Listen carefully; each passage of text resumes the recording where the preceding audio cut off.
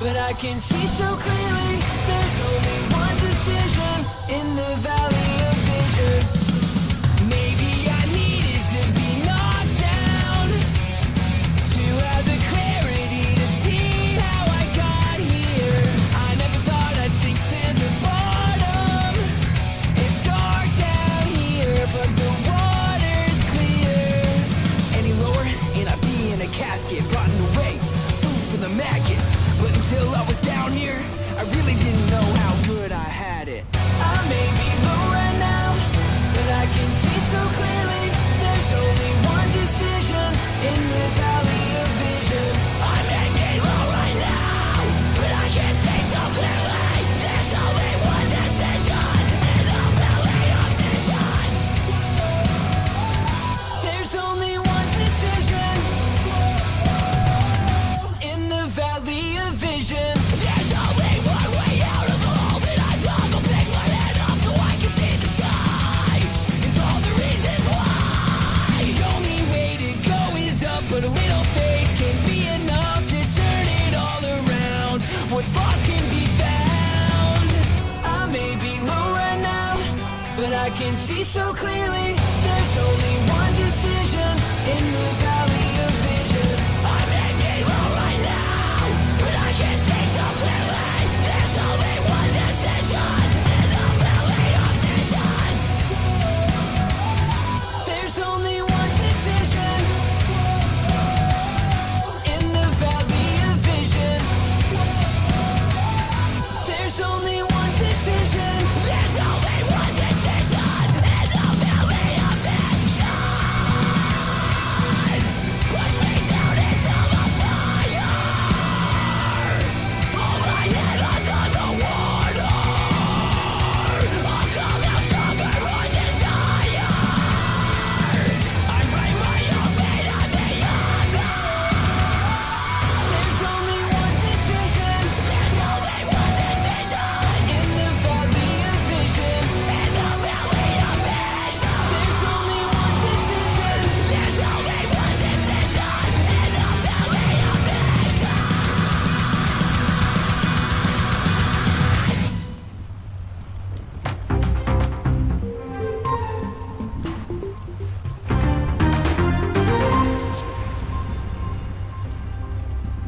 Ladies and gentlemen, welcome to OTS News. My name is Mean Marky D, pile driving geeks. Since 1973, the biggest mark in the IWC. I see you guys. Well, I don't see you. I'm on the airwaves, man. I don't know who sees who here, but I know I had sources that are telling me the fine patrons of the OTS venue enjoy the music list. That was a banger. Not my cup of tea, but it was a banger. It's a mainstream banger. If JD was allowed to play the music that he actually listens to on this show, I mean, forget about it, man. We'll be scaring Denise's panties off, bro. It'd be crazy. Anyway, tonight on WWE Friday Night SmackDown, it was a Friday night disappointment as WWE announces Jeff Jarrett, JEFFJARRETT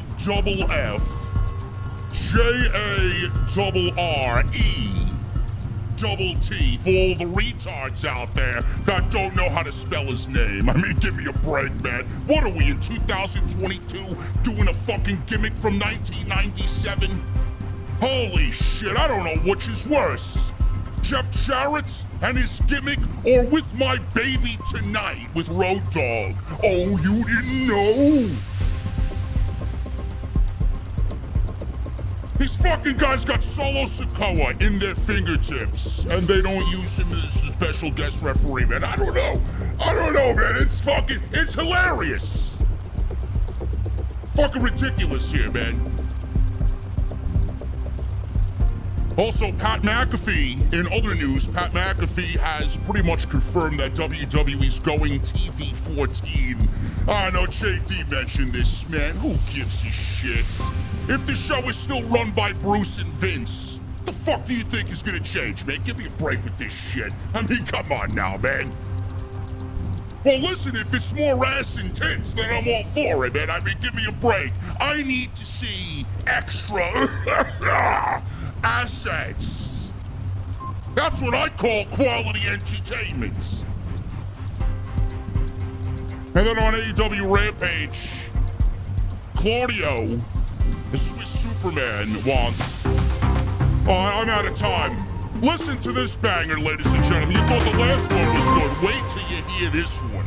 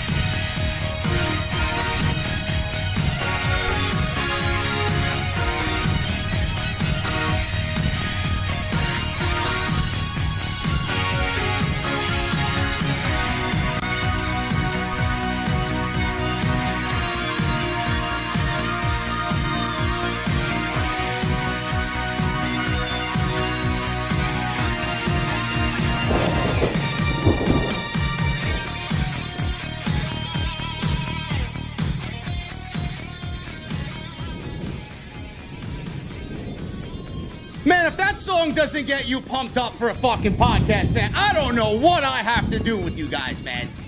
Seriously.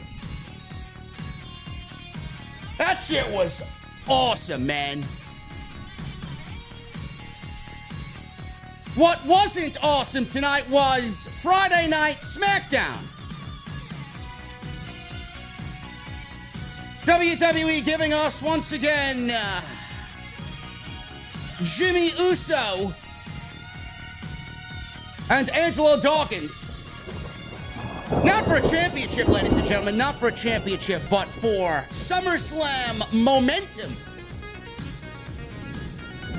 SummerSlam momentum nowadays more valuable than the Intercontinental Championship. WWE also announced the special guest referee for the Usos and Street Profits at SummerSlam. Was it Sami Zayn? No. Was it somebody that was related to the Usos like Solo Sikoa? No. Even though we tweeted about it tonight, no. Was it somebody interesting or cool? No. Now they got Jeff Jarrett. They got Jeff Jarrett tonight. Because it's Nashville, Tennessee.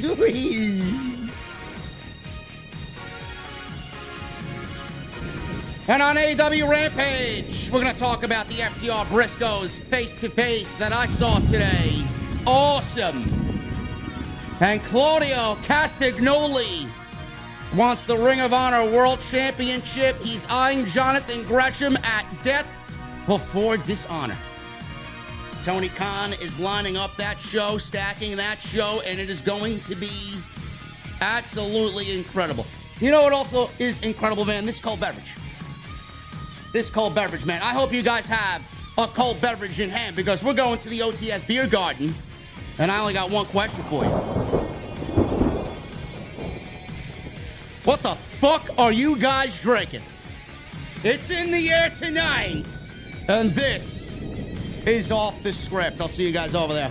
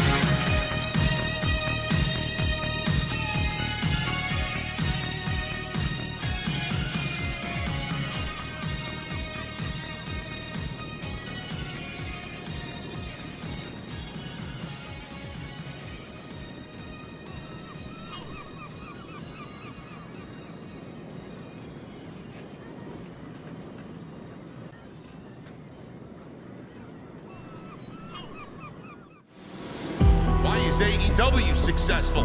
Why is Tony Khan running his promotion better than Vince McMahon and Bruce Pritchard are running Monday night and Friday night? Long-term booking.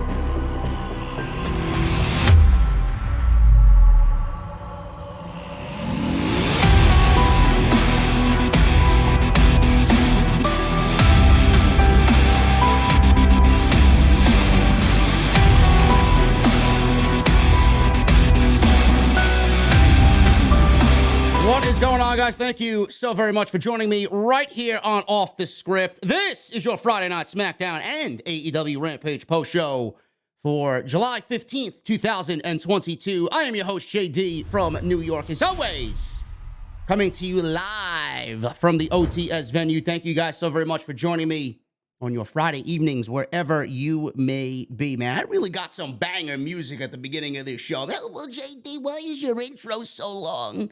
How many of you guys were hyped up after hearing that last song, man? I know I was. I'm hyped up for my own fucking show, and it's Friday Night SmackDown, man. Who would have thought? Seriously, I got to get myself pumped up somehow, right? SmackDown, man. SmackDown. Nothing exciting, nothing interesting. WWE had the opportunity to do something interesting tonight, and they failed, as usual. The whole thing about this show tonight was we are going to find out who the special guest referee is for the Usos and the Street Profits at SummerSlam for the undisputed WWE Tag Team Championships. They had a multitude of options. They could have brought back a past legend that we all actually like. They could have brought up somebody from NXT. They could have used Sami Zayn, the acquaintance of the bloodline, the honorary Uso is Sami Zayn. So WWE, instead of doing something interesting, they went with the most lame and disappointing outcome because SummerSlam is in Nashville, Tennessee. So they go and get the country music superstar, Jeff Jarrett, Slapnuts himself, Jeff Jarrett. WWE had Solo Sikoa. Even though I think it is beneath him, WWE had the opportunity to bring up Solo Sikoa, and they opted to go with somebody who doesn't fit this feud at all, but fits the vibe that they're looking for Nashville, Tennessee, man. I don't know what you guys think about that. Some of you may be excited to see Jeff Jarrett. Many of you probably are not. But how do you spell disappointment? Jeff Jarrett.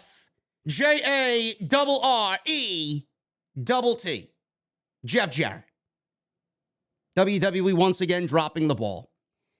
And underneath all that, we got rematches. We got Jimmy Uso versus Angelo Dawkins again for SummerSlam momentum.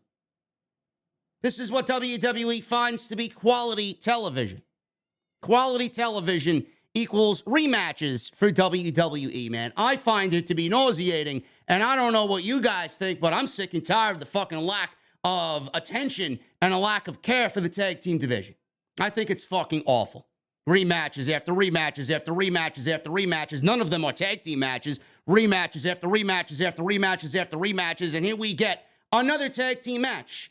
No matter how good it was at the last pay-per-view at Money in the Bank, they're doing it again. That's fine. But the whole build for the Money in the Bank match was rematch after rematch after rematch after rematch, singles matches. And we got the build that we got for Money in the Bank all over again. Absolutely lame. No direction, effortless, lifeless, soulless writing. Nobody gives a shit. Yet I got to hear people claiming that TV14 is going to bring WWE back to a quality program. You people are fucking delusional. You are delusional. Absolutely ridiculous. And we'll talk about that because Pat McAfee tonight, in his promo, who opened the show, by the way, somebody that's not even on the active roster, Pat McAfee opened the fucking show. That's how lame this show is. That's how void of a top program this show is. Pat McAfee opened the show and teased TV14 in his opening promo. Those were legitimately the two biggest stories coming out of SmackDown. We got Natayla versus Liv Morgan in a championship contenders match. No Roman, no Ronda, no real SummerSlam build. Same old SmackDown on Friday night. Nothing really interesting at all. The one thing, though, that I'm very worried about is the vibe between Gunther and Ludwig Kaiser. I don't know what you guys think, and we'll talk about it later, but it looks like to me Bruce is about to split up what is left of the former Imperium. And I think that is an absolutely terrible idea. On Rampage, we got quality wrestling. we got Johnathan Gresham and Lee Moriarty for the Ring of Honor World Championship. Claudio Castagnoli comes out and challenges Johnathan Gresham for the Ring of Honor. I'd say presumably, nothing's really confirmed yet. Maybe, nothing's really confirmed yet. Johnathan Gresham versus Claudio, looking like it's going to be the Ring of Honor World title match at Death Before Dishonor. We'll probably get some build going into Dynamite on Wednesday. And then we got what I thought was a tremendous sit-down that we'll go over. FTR and the Briscoes sit down face-to-face as they share a couple of shots of tequila together. And then things go wrong and things go south between the two teams. So we'll talk about that, and I'm looking forward to that match incredibly, man. They already got my $30 on that one match alone. So it's going to be tremendous. If you guys missed that, it's on AEW's YouTube channel. I highly advise you to go check that out. Absolutely worth your 6 minutes to go and watch those two teams create tag team magic, and it's going to be awesome at the pay-per-view at Death Before Dishonor. It is going to be great. Thank you guys very much for all of your support, man. We are rocking and rolling tonight. We got 1,500 plus in the OTS Beer Garden. You guys are awesome. I need you to hit that thumbs up, though. I see a problem here, man. I got a problem. I got almost 1,600 people in the venue, man, and I only got 417 likes. That's inexcusable. That's like Bruce Pritchard level inexcusable, man. Come on. I need you guys, if you guys have not done so, to hit that thumbs up. There's no excuses. You guys want to support? Give me a thumbs up. You guys want to support? Show me you love the show and what I do here, man. Give me a thumbs up. 1,000. 1,000 minimum. That's the goal here. That is the rule in the venue. 1,000 minimum. Super chats are open. You guys are going to get them on in. You guys are going to sit down with me at the end of the show with our cold beverages. And we're going to go over the super chats, man. So you guys get them on in. You let me know what you thought about tonight's show. What you're thinking about Death Before Dishonor. What you're thinking about this big Dynamite on Wednesday with the barbed wire death match. What you think about this Sasha Banks story today where she's requesting $30,000 per appearance. Which is actually cheap, in my honest opinion. Or anything else you guys want to talk about, man. Sound off in the super chats. They are open. So get them on in. Follow me on social media at JDfromNY206. That is on Twitter, Instagram, TikTok, and now Cameo, man. Thank you for all the love on Cameo. You guys are awesome. I love doing them for you. Everything you need is linked in the description below. Go check out all the other videos that you might have missed on the channel. We got Monday Live, Tuesday Live, Wednesday Live. Lots of live streams, man. We're live on Sunday, too. Episode 435 of the podcast did unbelievable. Thank you guys for all the support. We'll be live once again this Sunday. Loving the live format for OTS, man. Probably the best decision I made. Live off the script Sunday, 8 p.m. It's going to be awesome. Got a lot to cover, a lot to talk about, so RSVP to the Beer Garden. Should be great. Also, make sure you guys go and get your t-shirts, man. Bonfire.com is the exclusive home of Off the Scripts. Got that new design over there, the Dawn of the IWC. And we got all the classic OTS designs over there, so go check that out. And tonight's show is sponsored. New sponsor, man. New friend of the podcast tonight. We are sponsored tonight by Monk Pack. What the hell is a Monk Pack, JD? Well, if you guys want a great snack on the go, you guys want a nutritious breakfast bar, that's what Monk Pack is, man. Awesome breakfast bar. We're going to talk about my new friends over at Monk Pack a little bit later, but if you guys enjoy Magic Spoon, I don't know why you wouldn't enjoy Monk Pack, man. I had a Monk Pack earlier this morning for the first time. I thought it was fucking fantastic. In fact, I got one right on my desk here. Look at that. All natural, man. This one is actually coconut almond dark chocolate. It's pretty fucking good right there, man. We'll talk about Monk Pack a little bit later. It's natural, organic, and vegan, man. You can't go wrong. Thank you to Monk Pack for sponsoring today's OTS. You guys want to check them out, use our link. It's linked in the comment section right now, pinned at the very top of the live stream chat. Go check them out. And I want to thank them for once again supporting and sponsoring tonight's OTS for this Friday Night SmackDown post show on Off the Script. Let's get into SmackDown. I wish I didn't have to, but let's get into SmackDown tonight. Michael Cole started the show off. Michael Cole was in the ring, and we got Michael Cole bringing out Pat McAfee. Pat McAfee was the first thing that we saw on Friday Night SmackDown.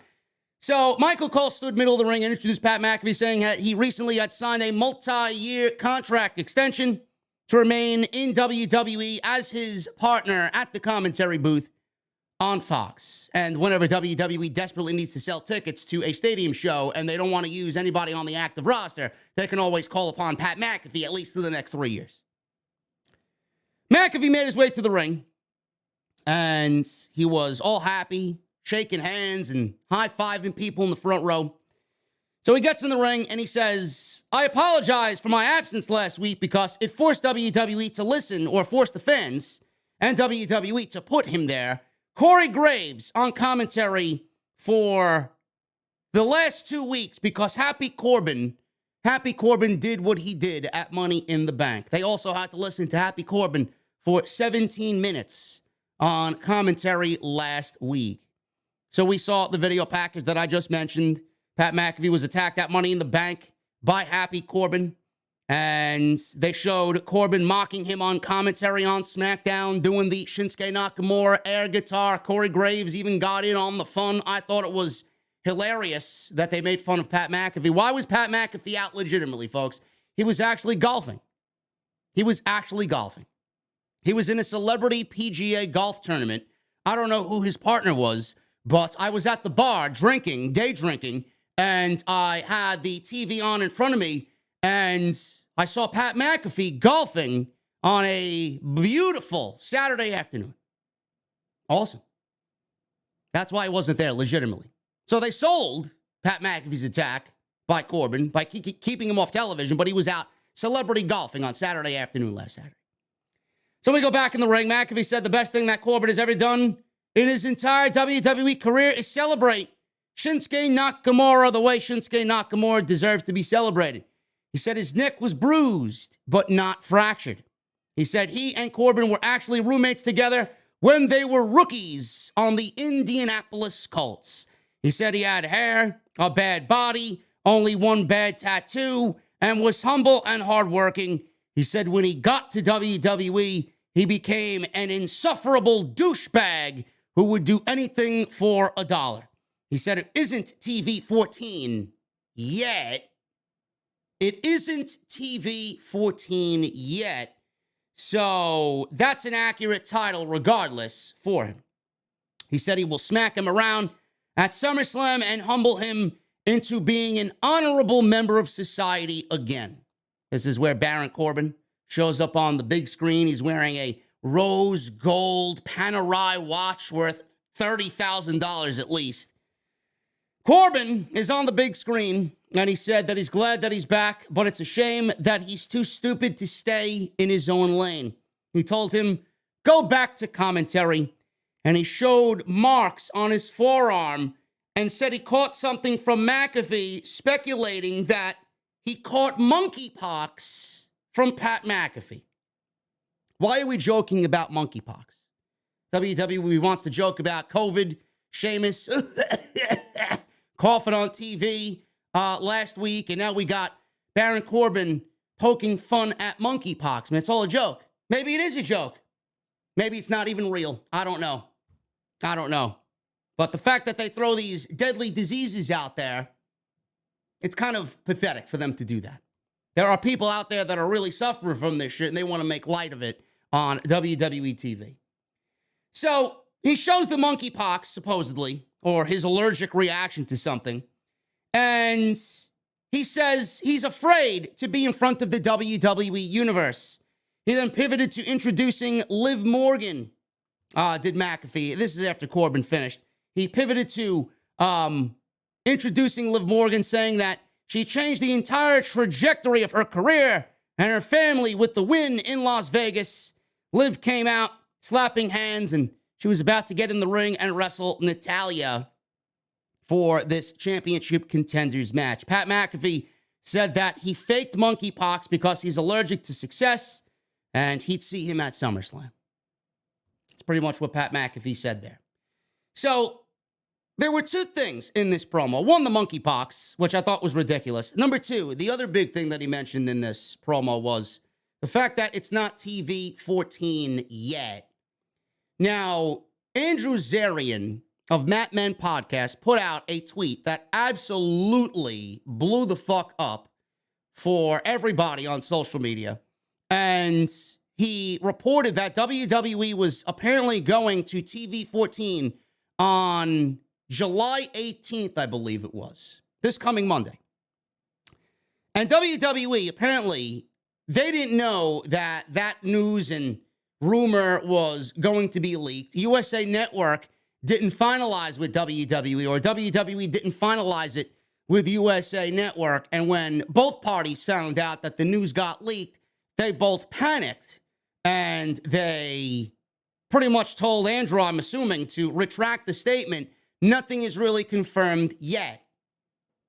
I don't really understand why he would go out there, and Andrew's a pretty credible guy, to go out there and say something like that when he knows full and well that that type of thing is going to get people excited for whatever reason. Doesn't get me excited. Knowing that that news is going to get people excited, and then he has to retract it. Andrew wouldn't put that out if he didn't have legit, credible backing behind that news article. Then WWE or USA or somebody told him to retract the statement, and that's where we are with it being right now in discussion. So clearly, when I heard this news, a couple hours later, I made a podcast or a little mini extra on it. I did a little video on it, and I talked about the TV 14 TV rating for WWE television. Everybody was like, oh my God, this is going to be so great. TV 14, WWE's going back to TV 14. We may get better television. The quality of the show may be better from now on Monday night. I'm looking at people with my arms out just like this. I'm like, what? What are you talking about? The TV rating doesn't matter. Are you this stupid? Do you know who writes this show? Do you know who the executive producer of this show is? Do you know who is head of creative for WWE? They got 40-something writers. There's only two that matter. Bruce and Vince. That's it. I don't understand why people are so crazy over this news. Then we got Pat McAfee pretty much confirming, but not confirming, Andrew Zarian's report that he had to retract because WWE didn't know, USA didn't know. They all freaked out when it got leaked. The left hand doesn't know what the right hand is doing. Typical WWE. Typical World Wrestling Entertainment. But Pat McAfee comes on TV. He obviously knew about the news. And he says, not yet. I don't understand why anybody would be excited about this. This is what I said yesterday in the video. And I posted the clip on Twitter and I posted the clip on TikTok. Why are you so mad? Why are you so mad? I don't understand it. Why is he so mad? It's not that serious. It's fake. This is the shit that I got. This is the shit that I got all day. Why are you mad? I'm not mad. I'm mad at you fucking people for being brain dead fucking idiots. There's nothing to be excited about. I'm here to deliver the truth. I'm here. Listen, man, to be brutally honest with you, I love disappointing fucking people. I really do. I love disappointing people with my fucking truth. I get off on disappointing fucking people and letting them know exactly what it is. I love ruining people's moods. I do. It brings me great pleasure, man. It titillates my juices of my guilty pleasures. It really does. I love it. WWE will not change under a TV 14 format. Right now, they're already TV PG-13. Seriously. The fuck are you going to do with a TV 14 product? Oh my God, the word bitch is going to be said a little bit more. They're going to show tits or cleavage and ass. They're going to say asshole and bullshit on TV. Oh my God. Oh my God. Oh, that really makes a great fucking show. You know who didn't have to do that? You know who operated under a TV PG product? Paul Levesque. NXT Black and Gold was a TV PG product, and they were the best fucking product on television. They were the best wrestling product in the world, my opinion. They didn't operate under a TV-14 TV parental rating. They operated under TV PG, and they did everything to push that envelope to the fullest, to the max. WWE is going to have TV-14 rating and do what with it? Write a show that is written by a 76-year-old Vince McMahon? That's what you're looking forward to? This isn't Vince McMahon in the Attitude Era 30 fucking years ago. That Vince McMahon, I'd be like, all right, I could see him writing an Attitude Era show. This is 76-year-old Vince McMahon. This is a 76-year-old Vince McMahon that doesn't have the hired guns that he had in creative. And that is Jim Ross and Jim Cornette and Vince Russo and all those people that fit in the day and age that gave that show the fucking excitement that it needed. You're really looking forward to Bruce and Vince writing a fucking TV-14 product in 2022 when we don't need a TV-14 product. We just need better creative. We need better writing. The writing sucks. Don't go out and act desperate and look desperate. Oh, look, we're TV-14. And you fucking idiots. Don't get excited about TV-14 when all that needs to be changed is the writing. If the writing was better, then the show would be better. The TV rating has nothing to do with the quality of the product. In fact, it may get worse under a TV-14 current format. That's what I'm afraid of. But everybody's excited. The fuck are you excited about? It's Vince and Bruce. I'll be excited when they're gone. I'll be excited when Vince is forced to step down as CEO and Paul Heyman or Paul Levesque is in charge of creative on the main roster, appointed by his wife, Stephanie McMahon. That's when I'll be excited. This, not so much. Pat McAfee and Baron Corbin. The other thing, Corbin, and I'm shocked that WWE actually had Corbin and Pat McAfee with this storyline in mind. I'm surprised that they had Pat McAfee go out there and claim and, I guess, kind of dig into the past of both guys.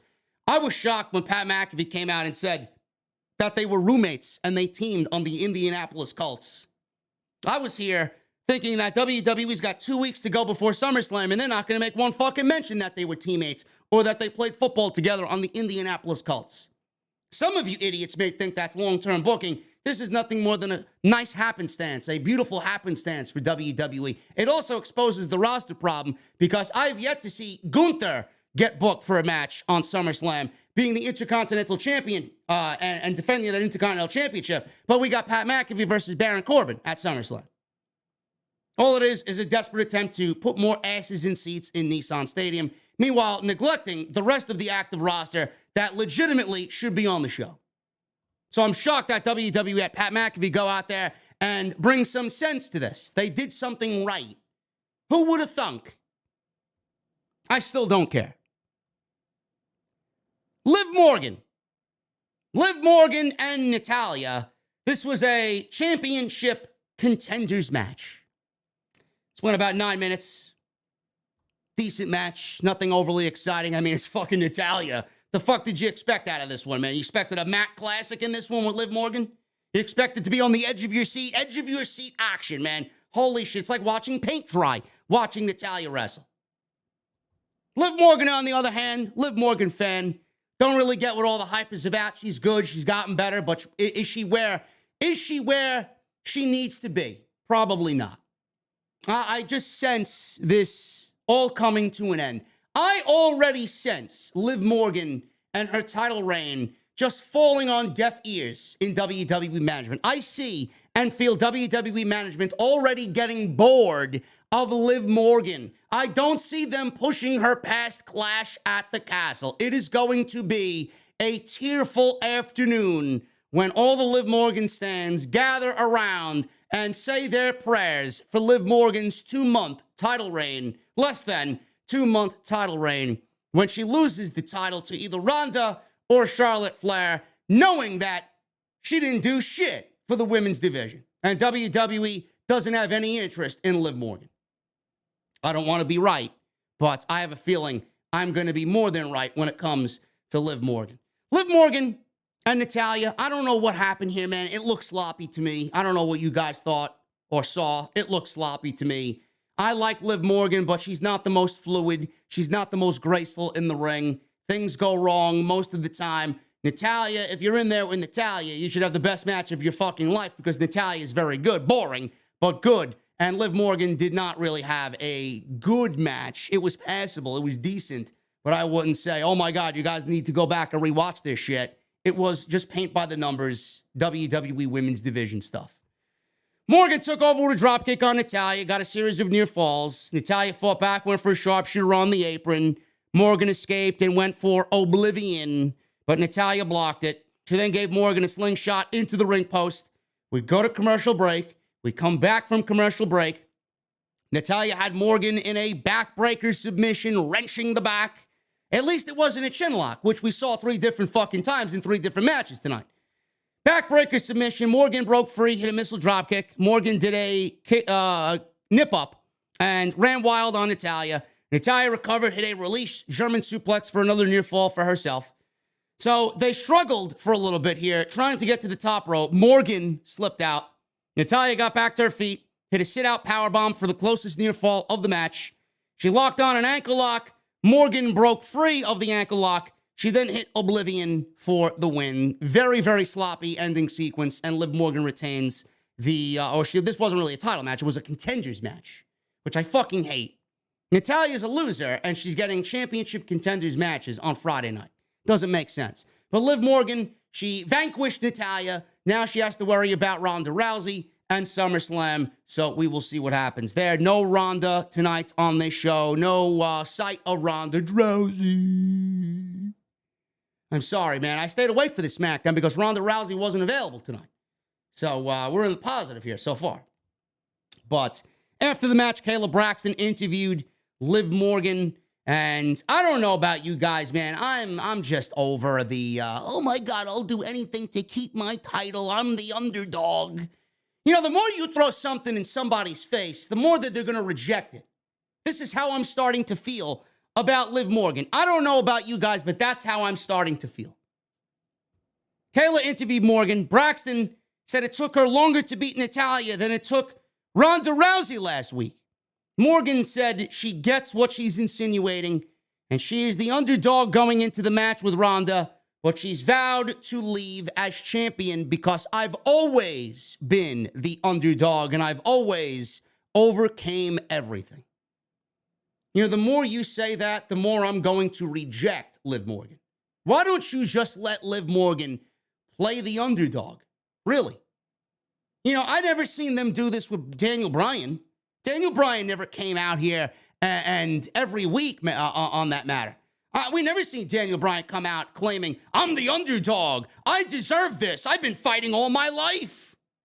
We didn't see that at the height of his popularity. It was always the heel pushing the babyface's buttons. You are a B-plus player. You are good, but you're not what we're looking for. That was the basis of that Yes movement. And that was the basis of that Yes storyline. Here, Liv Morgan's throwing it in our face every fucking week now since she's won Money in the Bank. I'm the underdog. I sleep with the title. You're going to have to pry this title from my hands. Nobody's taking this title from me. I'm the underdog. I fought from behind all my life. I'm going to fight till the end. Blah, blah, blah.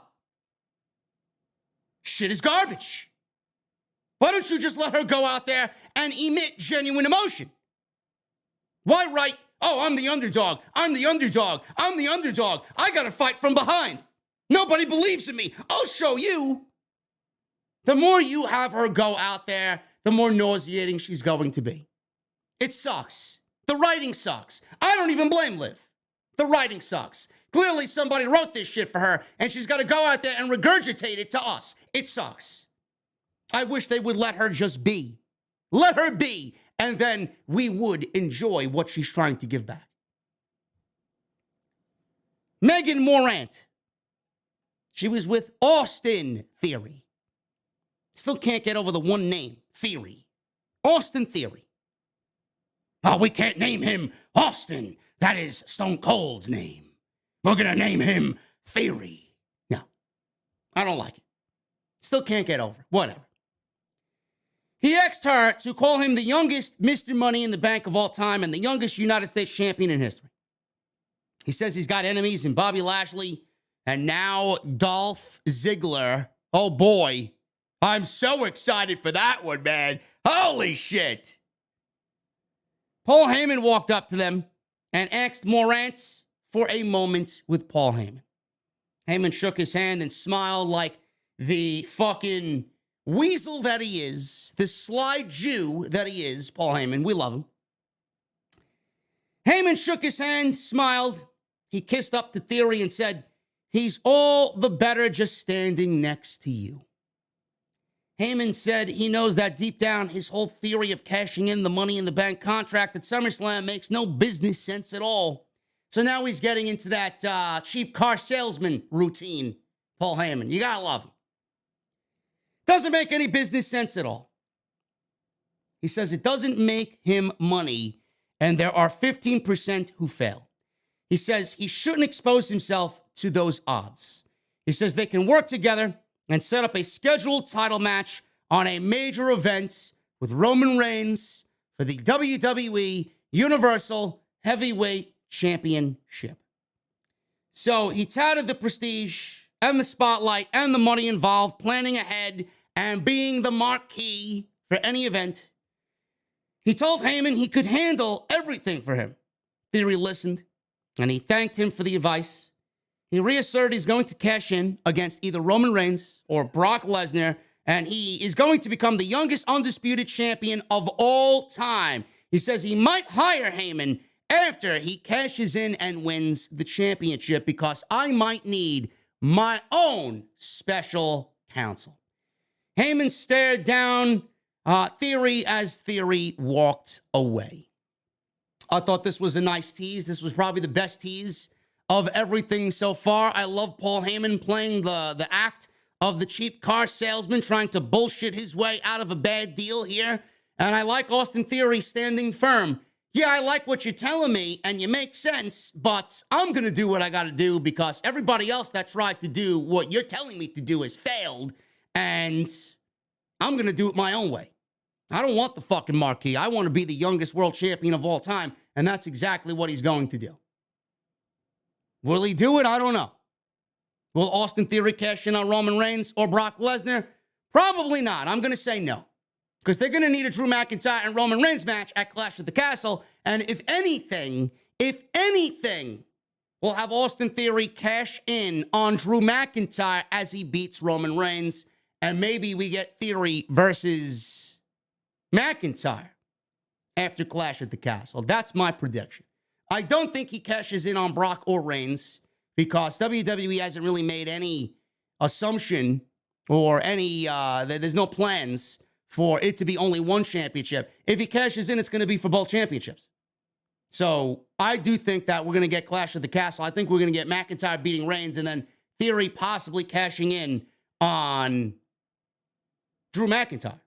That's what I think is going to happen. But I like this segment. I thought this was great. What's going on in the chat here, man? Get them out. Just get the trolls out. Just get them out. People have to be here for 4 weeks, and that's what they want to say. Now you got to wait another 4 weeks to talk your shit. But you're in my chat. You're watching the best damn fucking post show in the entire community. Go watch somebody else and troll. I don't give a fuck what you're telling me. Get him out. Now he's got to wait another 4 weeks. Goodbye. Where's Hooligrim? Hooligrim is not here. We got Jacob in the chat. Jacob Donnelly's in the chat. We got one mod here. That's fine. Any more? There are no mods, JD. Well, I'll close the chat down. If that's what you guys want me to do, I'll close the chat down. I'll be like John Taffer in this bitch, man. One more troll, we close the chat down. The Viking Raiders. Kofi Kingston and Xavier Woods. This was the lamest part of the entire show. This is the level of WWE creative, man. This is the extent of WWE creative. The Viking Raiders Viking horn goes off on the PA. Kofi Kingston and Xavier Woods come out dressed up as the Viking Raiders. They got Viking gear on. They got furry kilts. They got war paint. They got shields. They got helmets. This shit sucks. This is not the way to get me interested in a tag team feud between two comparable teams. So the New Day's in the ring, calling themselves Ivos Ugly and Eric the Gross. This is a shoot. This is exactly what WWE thinks of Ivar and Eric. I just want you guys to be very well aware of that. This is what they think of the Viking Raiders. Ivos the Ugly and Eric the Gross. So we got a graphic on the screen that said, not the Viking Raiders or the Raid. We got the New Raid. That's their cosplay Viking Raider name, the New Raid. Xavier got into it. Kofi cut him off. He sounded like a fucking pirate. This sounded awful. Xavier tried again. The actual Raiders then walked out and said, they are vicious. Because we didn't hear it 16 fucking times last week on commentary. They're vicious, he says. And they will leave them broken. I'm broken. My spirit is fucking broken watching this goddamn product. It sucks. Xavier offered to expand their vocabulary. New Day let a chant for the crowd in Orlando. You ugly. The Raiders then charged to the ring. Shanky and Jinder Mahal came out, cut them off, and attacked them at ringside. So New Day joined in, and they dove onto the Viking Raiders, causing the Raiders to retreat. Cole is on commentary, called it a beautiful setup, planned setup by the New Day, or the New Raid. And the New Day and Shanky danced to the New Day's music. Jinder looked out of his complete mind here. He looked out of his element here. He didn't know what the fuck was going on. And he refused to dance with Shanky and the New Day. This shit sucks.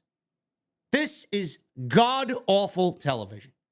Jinder Mahal, you're making me start to feel bad for Jinder Mahal. If this is the best that you got for Shanky and Jinder Mahal, I don't know why the fuck they're employed here. I really don't. Yet you want me to get interested in the vicious and new Viking Raiders, right? You want me to get interested in a Viking Raiders revamp, but you got the New Day coming out calling them ugly and fat, and then you want to have a cosplay of the Viking Raiders mixed in with Shanky and Jinder dancing. Yes, this is supposed to sell me on a fucking tag team match with the Viking Raiders and the New Day, right? This shit sucks. It's every fucking reason why SmackDown sucks. This segment. Kayla Braxton. She stood in the ring backstage. They got that little ring set up. She interviewed Ludwig Kaiser. And Gunther was there, the Intercontinental Champion. She said she asked Gunther why he attacked Kaiser last week. Gunther said losing is unacceptable and losing has consequences. Bruce loses every week. He's a fucking loser. Losers should have consequences. I don't see any consequences coming down upon Bruce for the fucking terrible show he puts on every week. Braxton said there will be a rematch next week between Ludwig Kaiser and Shinsuke Nakamura. Gunther made Kaiser unzip his jacket, and he chopped his chest again. So that's 4 chops in the last 2 weeks from Gunther to Ludwig Kaiser. Nothing else was said there. Nothing else was said there. So, 2 things here. Number 1, it looks like Nakamura is going to beat Ludwig Kaiser again next week because I'm presuming that Shinsuke Nakamura and Walter, or Gunther, is going to be your Intercontinental Championship match at SummerSlam, which is fine. Maybe they put on a banger of a match. I don't know. Number 2, and I'm genuinely concerned about this. I'm genuinely worried about this. If Ludwig loses again, which I expect him to lose again next week to set up the Gunther and Nakamura IC title match at SummerSlam, which would be the first pay-per-view the title is defended on since WrestleMania, since Big E and Apollo Crews had that Nigerian drum match. If Ludwig loses next week, I don't know about you guys, but I have a feeling that WWE is going to break up what is left of Imperium. And I think that is a terrible, terrible idea. Now, I Could be wrong. Maybe they just use this to build Walter's character or Gunther's character, right? And they keep him in there while beating down on Ludwig. It's going to make Gunther into more of a superior boss, this controlling intercontinental champion. He's reigning terror, and he's out of control, and he's out of hand, to give him a little bit more character. The way I see it, it looks like character development, but I really can't trust WWE's motives because they love breaking up fucking teams. They love splitting people away. If Gunther is split from Ludwig, Gunther will be fine. Gunther's going to be just fine. If Ludwig is by himself, he's getting the pink slip and he's going to be released. Just like if Angelo Dawkins is split from Montez Ford, Angelo Dawkins is getting the release. His career's over. So is Ludwig's. I don't expect WWE to push these guys individually at all. But you got them there now, and they are a great act. Why do you want to split them up? That's what I'm concerned about. This is 2 weeks in a row where he's dictating what Ludwig needs to do, and his superiority complex and his narcissistic attitude is reigning over Ludwig. So what does that mean?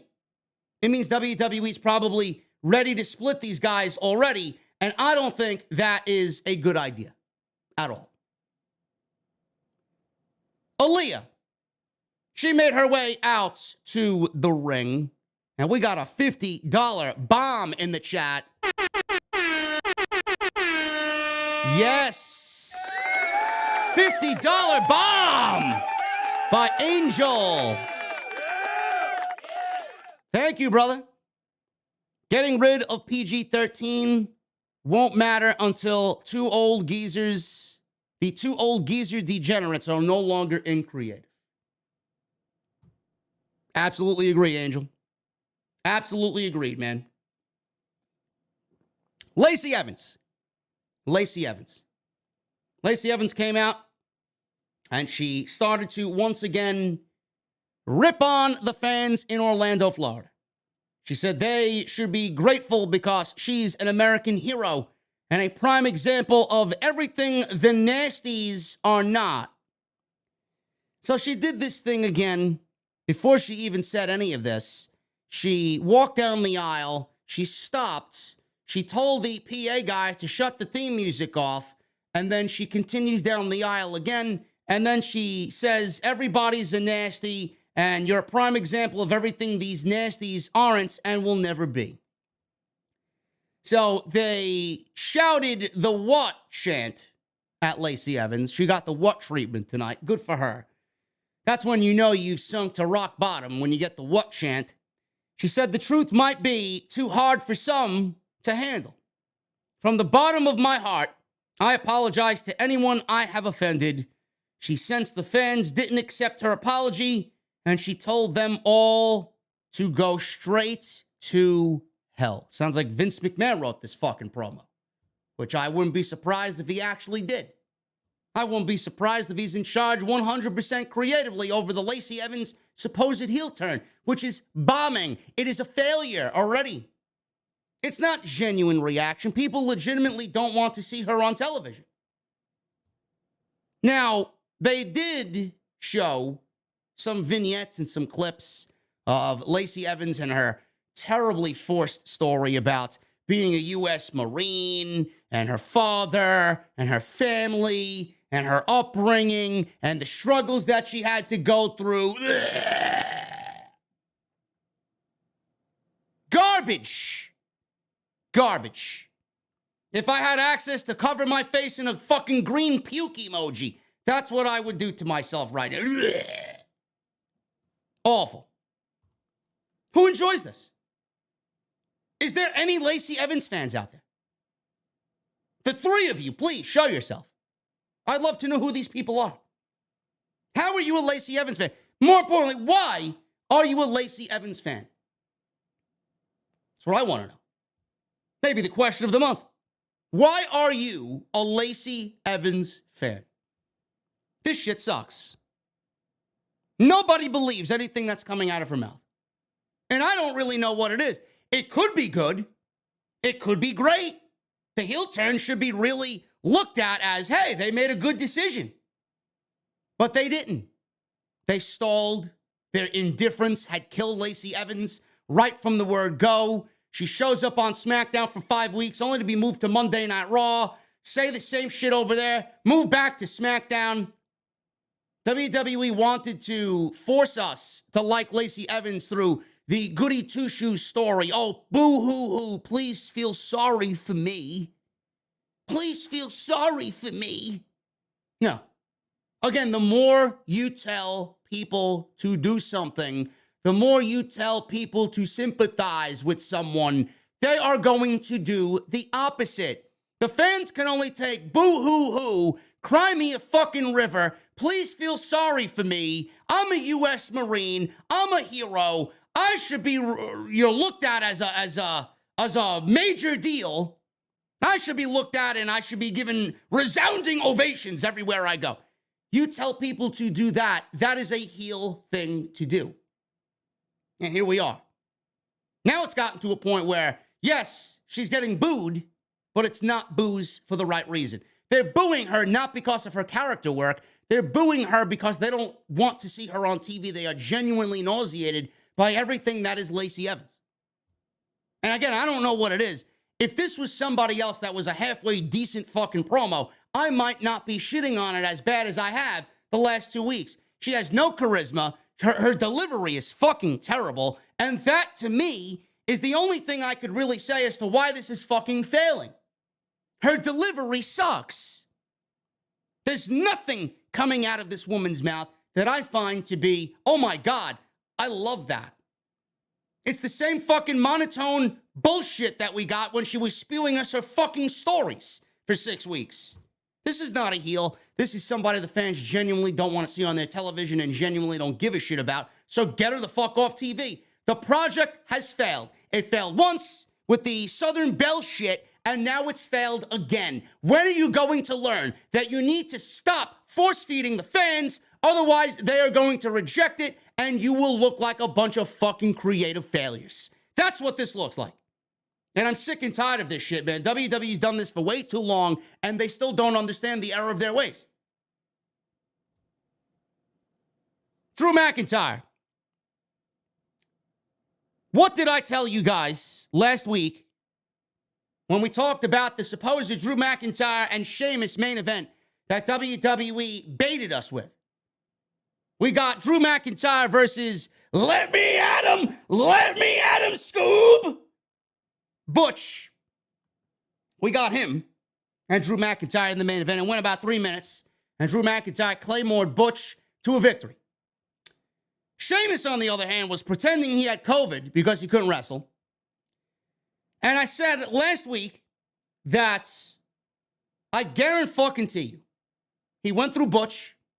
WWE's going to do Drew McIntyre versus Ridge Holland next week, and then they'll book the match at SummerSlam between Drew McIntyre and Sheamus because he's got to go through the Brawling Brutes first. Reggie? This company is so fucking predictable. So predictable, man. It is fucking laughable how predictable this company is. But they seem to think that this is quality television. Fox seems to think that this is quality television on Friday night. How's it quality television if I can predict what happens 2 weeks out? It's fucking ridiculous. So we got this match. It went 3 minutes. Ridge Holland and Drew McIntyre went 3 minutes. So much for the Brawling Brutes. By the way, Lacey Evans was supposed to wrestle Aaliyah. Aaliyah standing out there, looks like a dumbass. She doesn't wrestle. Lacey Evans doesn't wrestle. And Aaliyah was shown to the live audience, and she stood there like a fucking Nimrod, just listening to Lacey Evans cut a promo. Where'd she go? Where'd she go, referee? Ridiculous. Drew McIntyre beat Ridge Holland in 3 minutes. The fuck do you want me to say about a 3-minute match, man? Who do you think was going to win this match? Ridge Holland? Give me a break, man. So, we got Ridge Holland in there. Butch jumped out of the ring. He wanted to wrestle Drew McIntyre again. So he jumped out of the ring and we got Ridge Holland. And McIntyre was firmly in control. And he beats Ridge Holland with Sheamus's clubbing forearm strikes to the chest. So he looked right at Sheamus while he did that. And Sheamus caused a distraction. And Holland pushed McIntyre into the ring post. Holland slowed the match down. What did he slow the match down with, ladies and gentlemen, in a 3-minute match? You need to slow down. You need to come down in a 3-minute match. What do you think that the move was that he applied to slow the match down? Slow the match down. Slow the match down. A chin lock. A chin lock. I don't know how many of you guys are picking up on the chin lock deal, man. Everybody does it. Chin lock for you. Chin lock for you. Chin lock for everybody. So we got the chin lock. McIntyre broke free. Set up for the Claymore. Butch interfered. McIntyre recovered. Hit White Noise on Shame. I wonder who he's wrestling at SummerSlam. White Noise, Claymore, 1, 2, 3, and that is it. Oh joy, oh joy. I wonder who Drew McIntyre's next opponent's gonna be. Maybe it'll be Ridge and Butch next week. Let's see if I'm right on that one. Maybe we'll get a handicap match next week. Won't be shocked if that's the case. It's fucking Bruce Pritchard, man. This guy is as predictable as they come. We got Megan Morant. She's interviewing Madcap Moss. He vowed to smash Theory flatter than a pancake. I prefer waffles. To each his own.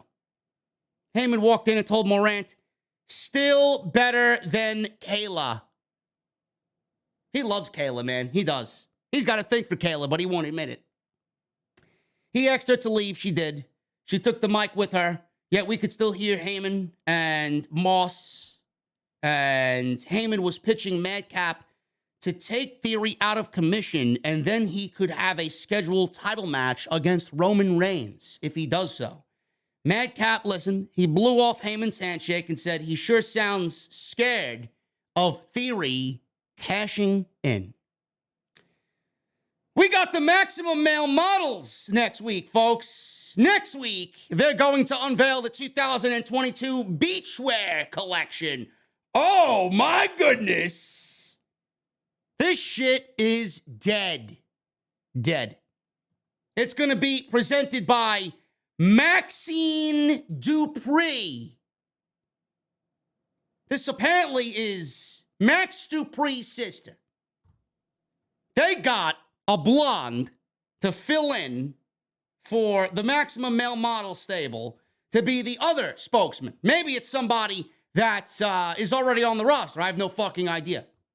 We got Maxine Dupree debuting next week alongside Max Dupree to unveil the 2022 Beachwear collection.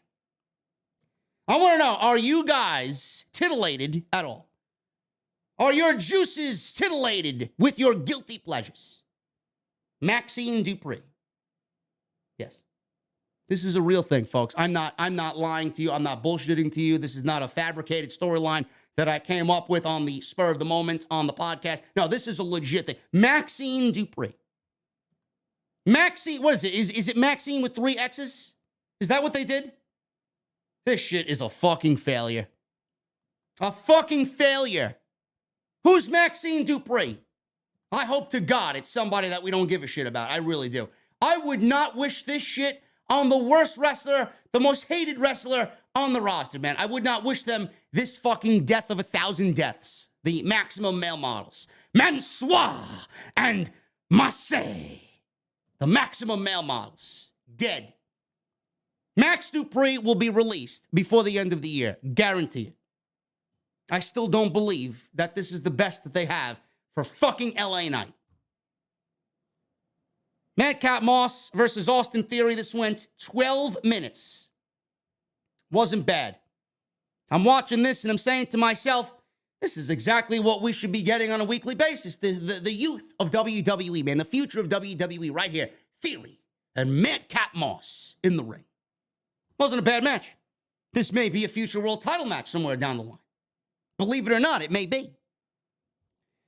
They had a good match. Finish was lame. This finish was typical Bruce.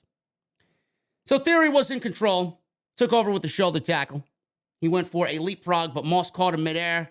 And it didn't look pretty. It looked like it was going to be botched, but Moss caught Theory and nearly dropped him on his head. He backed him into the corner, which was a barely made save. That could have been a fucking complete disaster. They stumbled around for a bit. Moss was able to regain his balance in a fallaway slam. They fought on our ringside. Moss charged at Theory, but he avoided Moss with a leapfrog. Moss crashed into the ring steps. Theory hit a rolling dropkick for a near fall. Theory took over, folks. He slowed the match down. Austin Theory slowed the match down, folks. With what, might you ask, JD? He slowed it down with a chin lock. The dreaded chin lock.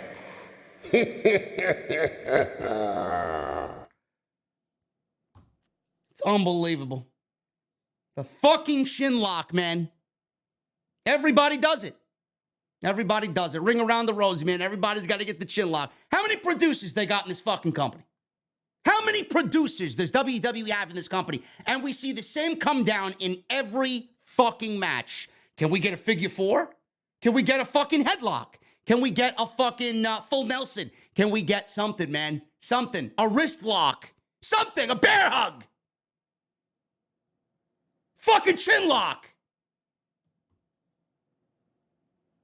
Anyway, chin lock slowed the match down. Moss fought back. Took it to Theory. Shoulder tackle of his own. Stiff clothesline. Another shoulder tackle in the corner. Theory tried fighting back, but Moss hit a spine buster for a near fall. Theory stomped on Moss's leg. Hit a back suplex. He went for a cover. Only got a 2 count. So we go into a Theory rolling dropkick, which is a great looking move. Moss fought back. Took it to Theory again with another shoulder tackle. This time out of the ring. Lots of shoulder tackles here by Madcap Moss. Moss went after Theory. Theory grabbed the briefcase and hit Moss with the briefcase for the disqualification. What did I tell you guys on Monday, man? What did I tell you guys on Monday when Austin Theory lost in the tag team match that he was a part of with Matt Riddle and Bobby Lashley teaming with Seth Rollins, where Dolph Ziggler interfered? Theory lost on Monday. Theory loses on Friday. This is typical Vince McMahon, Mr. Money in the Bank, creative. Vince is going to have Austin Theory lose every fucking match that he has on TV. He's going to use him on TV, and he's going to have him lose on TV, because in Vince McMahon's sick and demented mind, Austin Theory doesn't need to win matches, even though he does. Austin Theory can afford to lose matches, according to Vince McMahon, because he already has a contract for a WWE Championship match. So by that, Vince thinks that Theory can lose and look weak because he's got the contract. He's got a title match whenever he wants, and that's not the way it should be. If he won the briefcase, he should be looking strong. But that's the sick and twisted mind of Vince McMahon. I don't like it, but that's the way it is. After the match, Theory promised to be the next WWE Undisputed Universal Champion. Out comes Sami Zayn, who he had a sling. His arm was in a sling. He said Theory has been disrespecting the bloodline, and when you do that, there will be consequences. So he strongly recommended that he apologize to Roman Reigns and the Usos. Theory asked if he's the bloodline suck-up. I'm surprised they didn't go with the bloodline bitch. Typical WWE is as well there. He asked what he'd do with one arm. The Usos' music then plays. They come on out. Theory then retreated because he didn't want to wrestle the Usos 2-on-1. And we got the Usos walking out as Sami was bobbing his head to their theme music, thinking that he's legitimately a part of the bloodline. They didn't really acknowledge him at all. Moss then surprised Theory at ringside, slammed him headfirst into the ring post, and then tossed him with the Money in the Bank briefcase over the timekeeper's area. That was pretty much it. Match was fun, and WWE once again had Theory lose because, like I said, he, according to Vince McMahon, can afford to take losses. Sami Zayn, he stood on commentary for the rest of this match. I wonder if he's going to have a role at SummerSlam with the Usos. Maybe. Possibly. I don't know. We got Jimmy Uso with Jey Uso in his corner. Angelo Dawkins with Montez Ford in his corner. One-on-one match for SummerSlam momentum. SummerSlam momentum, folks. More valuable than the WWE Intercontinental title. It's amazing. So we got this match, one-on-one singles match. I also predicted this last week. Angelo Dawkins beat Jimmy Uso. And Dawkins, Jimmy, decent match. I mean, they're very good wrestlers. But we've seen this how many different times before? There's nothing to get excited about. If you miss this SmackDown and this main event, you missed nothing. That's not a good feeling for the show. Yeah, let me put on matches that everybody's seen 5 fucking times already before this. It gives you the feeling of, I can miss this, nothing's going to happen, and the only people that can't miss it are people like me because we make this our living. This is what I do for a job. So, Jimmy had the advantage here, sent Dawkins out to ringside. Jimmy set up for a suicide dive, but Dawkins cut him off. Dawkins then tackled Jimmy over the barricade. We go to commercial break. Jimmy was in control and hit the Rikishi splash. No chinlock. Yet. Dawkins recovered quickly and rocked Jimmy with a right hand. Dawkins fired up, hit a big flying elbow. He followed up with a twisting neck breaker for a near fall. Jey Uso tried to interfere, but Dawkins knocked him off the ring apron. Jimmy then collided with the referee, and the referee went down. Uh-oh. Fuck finish. On its way. Dawkins rolled up Jimmy, and he had the match won, but the referee was down. Jimmy hit a super kick. He had the match won. Charles Robinson was still down. Jimmy yelled at Robinson to get up. Dawkins recovered, hit a beautiful sit-out powerbomb for the 1, 2, 3, and the Street Profits get momentum going into SummerSlam. Typical WWE. So the thing with this is, after the powerbomb, they really focused in on the shoulder. This was a fuck finish. It was a controversial finish because the referee got knocked out and he was out of the vantage point. So it was a controversial finish because Jimmy's shoulder, his right shoulder, was up off the mat and it wasn't completely down for the count. So what they're doing here is they're giving us a, oh, well, the Street Profits lost with the shoulder of Montez being up off the mat, and the Usos now lost this one-on-one match for SummerSlam momentum, and Jimmy's shoulder was off the mat. I would be shocked if we don't get a 2 out of 3 falls match at SummerSlam. Maybe that's where they're going. Maybe that's where they're going with this. I would do it. 2 out of 3 falls with the Street Profits and the Usos for the SmackDown and Raw Tag Team titles. I think that's great. I think that would be fantastic. So then they announced, Adam Pearce came out and admitted that no athlete wants to lose because of bad officiating. Adam Pearce then announced Jeff Jarrett. Yes, JEFFJARRETT, Jeff Jarrett, is the special guest referee at SummerSlam. They showed a Jeff Jarrett video package, and the Usos and the Street Profits brawled to end SmackDown. I look at this, and I sit here disappointed. They could have legitimately done anything, man. They could have did Mick Foley. They could have did Solo Sikoa. They could have did anybody. Shawn Michaels. Anybody. They want to bring back Jeff Jarrett to do a special guest referee.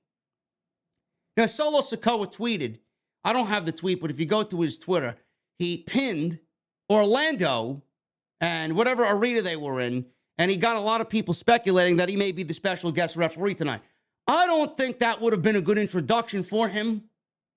And if Paul Heyman wanted to get involved here, they could have weaved Paul Heyman into this, saying that he found a special guest referee that's going to be fair and right down the middle, right? It could have been Solo Sikoa. He has no real ties to the Usos on the main roster, but he is their brother. But Paul Heyman could have weaseled his way into this and gave us Solo Sikoa or a Solo Sikoa sighting for SummerSlam, and he could have been the special guest referee just as a way to get his name and him in front of the WWE audience.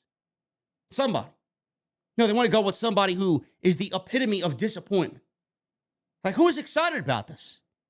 They're basing Jeff Jarrett's inclusion on this because he's from Nashville, Tennessee. And he's a country music guy. I think this is fucking lame. I'd rather see anybody in there but fucking Jeff Jarrett. Give me Hornswoggle. Or somebody from Johnny Knoxville's crew. Somebody. Nothing about this is entertaining, and nothing about this is exciting. Now, the thing is, Sami Zayn was on commentary. I don't know if Sami Zayn is going to play into this. Maybe Jeff Jarrett also has a problem officiating this match. Maybe. And Sami Zayn, his arm is in a sling. Maybe at some point he gets involved with the tag team match and he officiates. I can't see the Usos losing these titles. I can't. WWE's really making it well known to everybody that they are now 1 year as tag team champions. SmackDown tag team champions. But I can't see Sami Zayn not having a role on this show. I can't see the Usos losing these championships. Roman isn't losing that championship. Roman's not walking out of SummerSlam titleless. So if Roman is going to retain his title, the Usos are going to retain their title. Otherwise, the bloodline doesn't work. This whole fucking gimmick, the tribal chief, the fucking bloodline owning SmackDown and WWE, doesn't work. I think Sami Zayn gets involved. I think Jeff Jarrett gets involved there, fucks up or gets knocked out, and Sami Zayn's in there to be a backup referee. He'll have a referee shirt on. He'll be in there. He'll count 1, 2, 3, and the Usos will retain the tag team titles by hook or by crook. This episode of SmackDown sucked, man. Nothing about this was must-see. If you missed this SmackDown, you missed absolutely nothing at all. Nothing. Thank you guys very much for all your support, man. Anybody. You could have given me anybody, man. David Otunga, Jerry Lawler, Veer. Somebody. But we got Jeff Jarrett. We got 2,000 plus in the venue, man. Thank you guys very much for all your support. We're about to go over the AEW portion of the show. Rampage tonight. Decent episode of Rampage at 1 hour. Make sure you guys continue to hit that thumbs up, man. How's the fucking music, man? I know the music ain't skipping now, motherfucker. Wednesday it was skipping. Tonight it's not skipping. Follow me on social media, guys, at JDfromNY206. That's Twitter and Instagram. TikTok. Cameo. Go check out all the other videos that you might have missed. Everything you need is on the homepage. Hit that thumbs up. I see 818 likes. I need 1,000, man. I need 1,000 likes minimum in the beer garden. Hit that subscribe button down below as well, man. Tonight's show sponsored by my good friends, my new friends over at Monk Pack. Look at this, man. Monk Pack right there. Look at that. Coconut almond dark chocolate.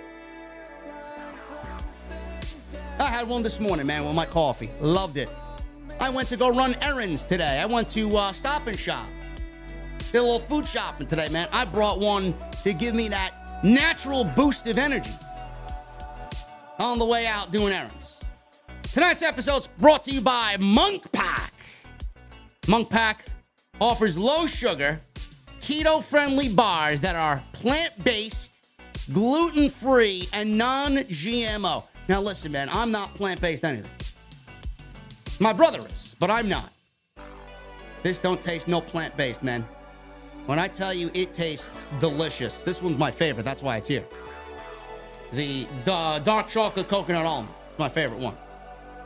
Non-GMO. They are the perfect snack for anyone who is trying to eat better or cut back on sugar and carbs, which I'm trying to do. Seriously. Without sacrificing the taste. Monk Pack keto granola bars and Nut and seed bars contain 1 gram of sugar or less, 2 to 3 grams of net carbs, and each bar contains 150 calories or less, man. Again, I love the coconut almond dark chocolate. It's chewy, it's delicious. The only downside to me, man, it's so good, it's so small and so good, you want more. That's the downside to it all, man. It's got great texture, like I said. It's chewy like a granola bar. Exactly what I want. I love it. So make sure you guys go and try it for yourself, man.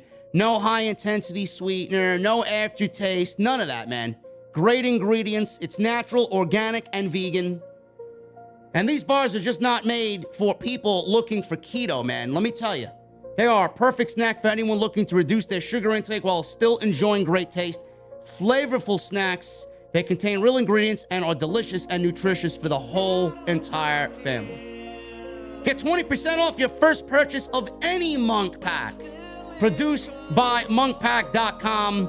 Enter our promo code SCRIPTS, or you can simply click the link in the description below. I'm even going to pin it in the comment section of the video.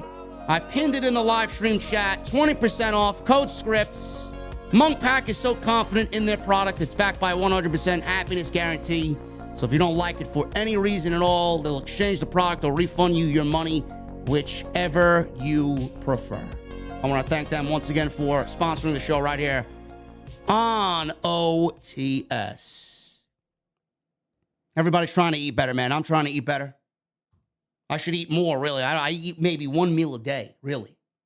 Nothing but coffee, man. I survive on caffeine. I really do. Anyway, I survive on good wrestling, too. We got some pretty damn good wrestling on AEW Rampage, bro. We did. First of all, I want to talk about this FTR and Briscoe's sit-down back and forth that we saw on AEW's YouTube channel, man.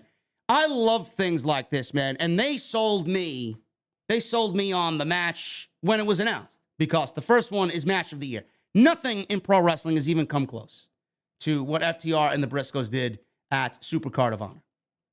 And when they announced this match, it sold me already on the pay-per-view. You got my $30. That's it. And Tony Khan is building what looks to be a very stacked card, which we'll go over here tonight. But this sit-down, man, I need you guys, after the show is over, go and check out this sit-down with FTR, Cash and Dax, and the Briscoes, Jay and Mark Briscoe. Fucking great. It included shots of tequila. It looked like the Briscoes were warming up to FTR, that they were upset that it was an off night.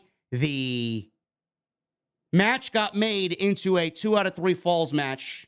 Cash and Dax obviously took offense to this. Well, it was an off night for you, and you're saying it was a fluke that we beat you, and now you're good to go. You got no other things to worry about. You got us only to worry about. You got this match to worry about. You calling us a fluke, and you think you got lucky, or we got lucky over you guys. You thought it was an off night for you guys. How about you try and do that in a 2 out of 3 falls match? So this match is now made into a 2 out of 3 falls match. The last 2 out of 3 falls match that we saw FTR in, the Revival in, was against DIY in Toronto. NXT TakeOver Toronto, man. Remember that? 2 out of 3 falls with Johnny Gargano and Tommaso Ciampa. Still one of the best tag team matches that I've ever witnessed, ever. Ever. And I'd probably say the same thing for FTR. They probably say that match is one of their career highlights as well. One of the best tag team matches that those two guys have ever wrestled, against Tommaso Ciampa and Johnny Gargano at TakeOver in NXT. And now we're being graced with another 2 out of 3 falls match. This is going to be tremendous. Tremendous. Like, you already had me with the match being announced. You had me after the first match at Supercard of Honor. And now you're adding a second match and a 2 out of 3 falls stipulation? This match makes the entire pay-per-view. You're getting your $30 worth just based off this one match. Then you got Joe versus Jay Lethal for the TV title. You're going to get Claudio versus Johnathan Gresham for the Ring of Honor World title. You got Mercedes Martinez versus Serena Deeb. And you got Wheeler Yuta versus Daniel Garcia for the pure title. This is a stacked show. A stacked card.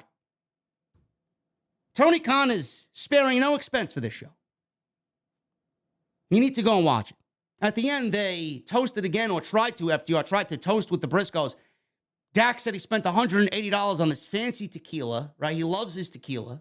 He poured the Briscoes some shots of tequila. They tried to drink it, FTR, and the Briscoes dumped the tequila out, saying that they don't want none of their bullshit cheap tequila. This was fucking awesome. You guys got to go and watch this. This is going to be tremendous. At the end of the year, this may be better than the first one. That's what's scary. But at the end of the year, it's going to be FTR versus the Briscoes, 1 and 2, as the number 1 and 2 matches of the entire year. That's what they're aiming for, and that's what they're going to deliver. This is going to be tremendous. So we got Rampage. Tony Schiavone, Jim Ross, Chris Jericho, and Excalibur. Tony Schiavone and Jim Ross on Rampage. It's slightly new. They're changing the format a little bit. They want Rampage to feel a little bit more up to par and a little bit more important when comparing it to Dynamite. Nobody's watching the show for Tony Schiavone. Nobody's watching the show for Jim Ross. It's great to listen to, but it's not really going to bring in the extra audience on Friday night at 10 o'clock. It's not going to happen. And that's what AEW is trying to do here. That's what they're trying to do. They're trying to make the show feel important. I said this from day one. Jim Ross doing the second hour of Dynamite and then that hour of Rampage where they got him sitting there for the 2 hours total, but he's doing 1 and 1. They're trying to make the show feel a little bit more important. Jim Ross does bring that to the table, but it's not something that's going to equal bigger ratings or more of an audience on Friday night. But I appreciate the effort. It's a step in the right direction. We all know what Rampage needs to do. Rampage needs to go live at a normal hour, on a normal night, in a normal time slot, and go 2 hours. That's what it needs to do. This 10 o'clock shit ain't working. Kings of the Black Throne with the lovely Julia Hart. We got Brody King and Malachi Black against John Silver and Alex Reynolds. This went about 8 minutes. Reynolds ducked a kick from Black. He got the hot tag to John Silver. Took Black down with a flying uppercut. Silver got a near fall off of an angle slam. Silver tagged Reynolds back in too soon, and he ate a big boot from Brody King and a lariat from Black. That got a near fall. Silver and Black double-teamed King. No, actually, not Silver and Black. Silver and Reynolds double-teamed King and got a near fall after a German suplex from Silver. Black and King then hit Dante's Inferno, which looked fucking brutal on Alex Reynolds. 1, 2, 3, and that was it. The best part of this was after the match. The House of Black were walking up the ramp and to the back. Darby flew off the top of the heel tunnel, and he flew onto Brody King for revenge, because Brody King, if you guys watched over the past week, we got Brody King absolutely demolishing Darby Allin at what looked to be the Pro Wrestling Tees shop somewhere, or signing somewhere. Absolutely mauled this guy. So Darby looking for revenge on Brody King. This obviously all started from the Battle Royal, the Royal Rampage, where Brody eliminated Darby, choked him out and hung him out to dry, and then dropped him like a sack of shit to eliminate him. So he's got revenge on his mind there. While Darby flew at Brody, Malachi was just allowing this to happen. He just watched as the carnage was happening right before his very eyes. All of a sudden, Malachi walks back to the stage, and out comes Sting. They have an absolutely epic stare down, and then they back away from each other. They wanted to see who was going to attack who first. So Malachi walked away, Sting walked away. They looked back at each other, and then they came to the center of the stage again and looked at each other in what I thought was an epic stare down. If we're getting Sting and Darby versus Malachi and Brody, sign me up. I think that's great. I think that'd be a fun-ass fucking match, man.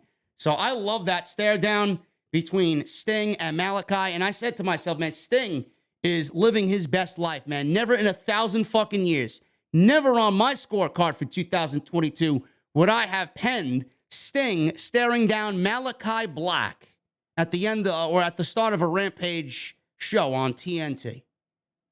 Unbelievable. Like, Sting is in there with all the young kids, man. He's in there with all the young guys. He's loving it. He's living his best life. We got a pre-tape promo from Miro. And this was very short. He wanted to know if his God sent the House of Black to destroy him or to recruit him. Could we see Miro in the House of Black? I don't think so. I don't think that's going to be the case at all. I think we're going to get Miro against the House of Black. When Buddy Matthews comes back, we may get Miro, Darby, and Sting teaming up against Buddy, Malachi, and Brody. Sign me up. Sign me up. Sign me up for Miro versus Brody. Sign me up for Miro versus Black. Sign me up for Miro versus Buddy Matthews, or Buddy Matthews versus anybody, really. Sign me up. Sign me up. Interesting stuff there. Johnathan Gresham is out there with Tully Blanchard against Lee Moriarty. This was a Ring of Honor World title match. Match had the Ring of Honor presentation. Bobby Cruz as the ring announcer. Caprice Coleman on commentary. Moriarty started sending Gresham to the floor twice, followed him out there to brawl around ringside. Back in the ring, Gresham tried to take control, working over the arm of Moriarty, but the referee turned his back. Gresham hit Moriarty with a low blow to take control of the match because now he's a heel, and he's got to do heel things, and he's with Tully Blanchard, so he's got to do the low blow. Gresham took Moriarty down with a side headlock. Look at that, a chin lock. No. They don't do chin locks in AEW. A side headlock. Several times. Go to commercial break. Excalibur here is talking about how great Johnathan Gresham is, and he is. And Moriarty got a nice throw on Gresham. Nice suplex out of the armbar. Moriarty hit a great drop kick and a single underhook suplex for a bridge and a near fall. Gresham kept going back to attacking Moriarty's arm.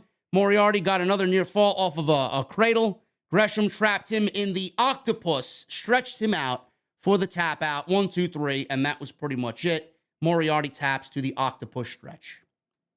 After the match was over, Shivani interviewed Gresham, who promised to be on AEW Rampage every week from this point on because he's sick of not being in the spotlight as Ring of Honor champion. Gresham called himself the best technical wrestler in the world. And Claudio Castagnoli, his music hits the PA. He walks out. Claudio, by the way, has never held a world championship. Came out and taunted Gresham from the stage.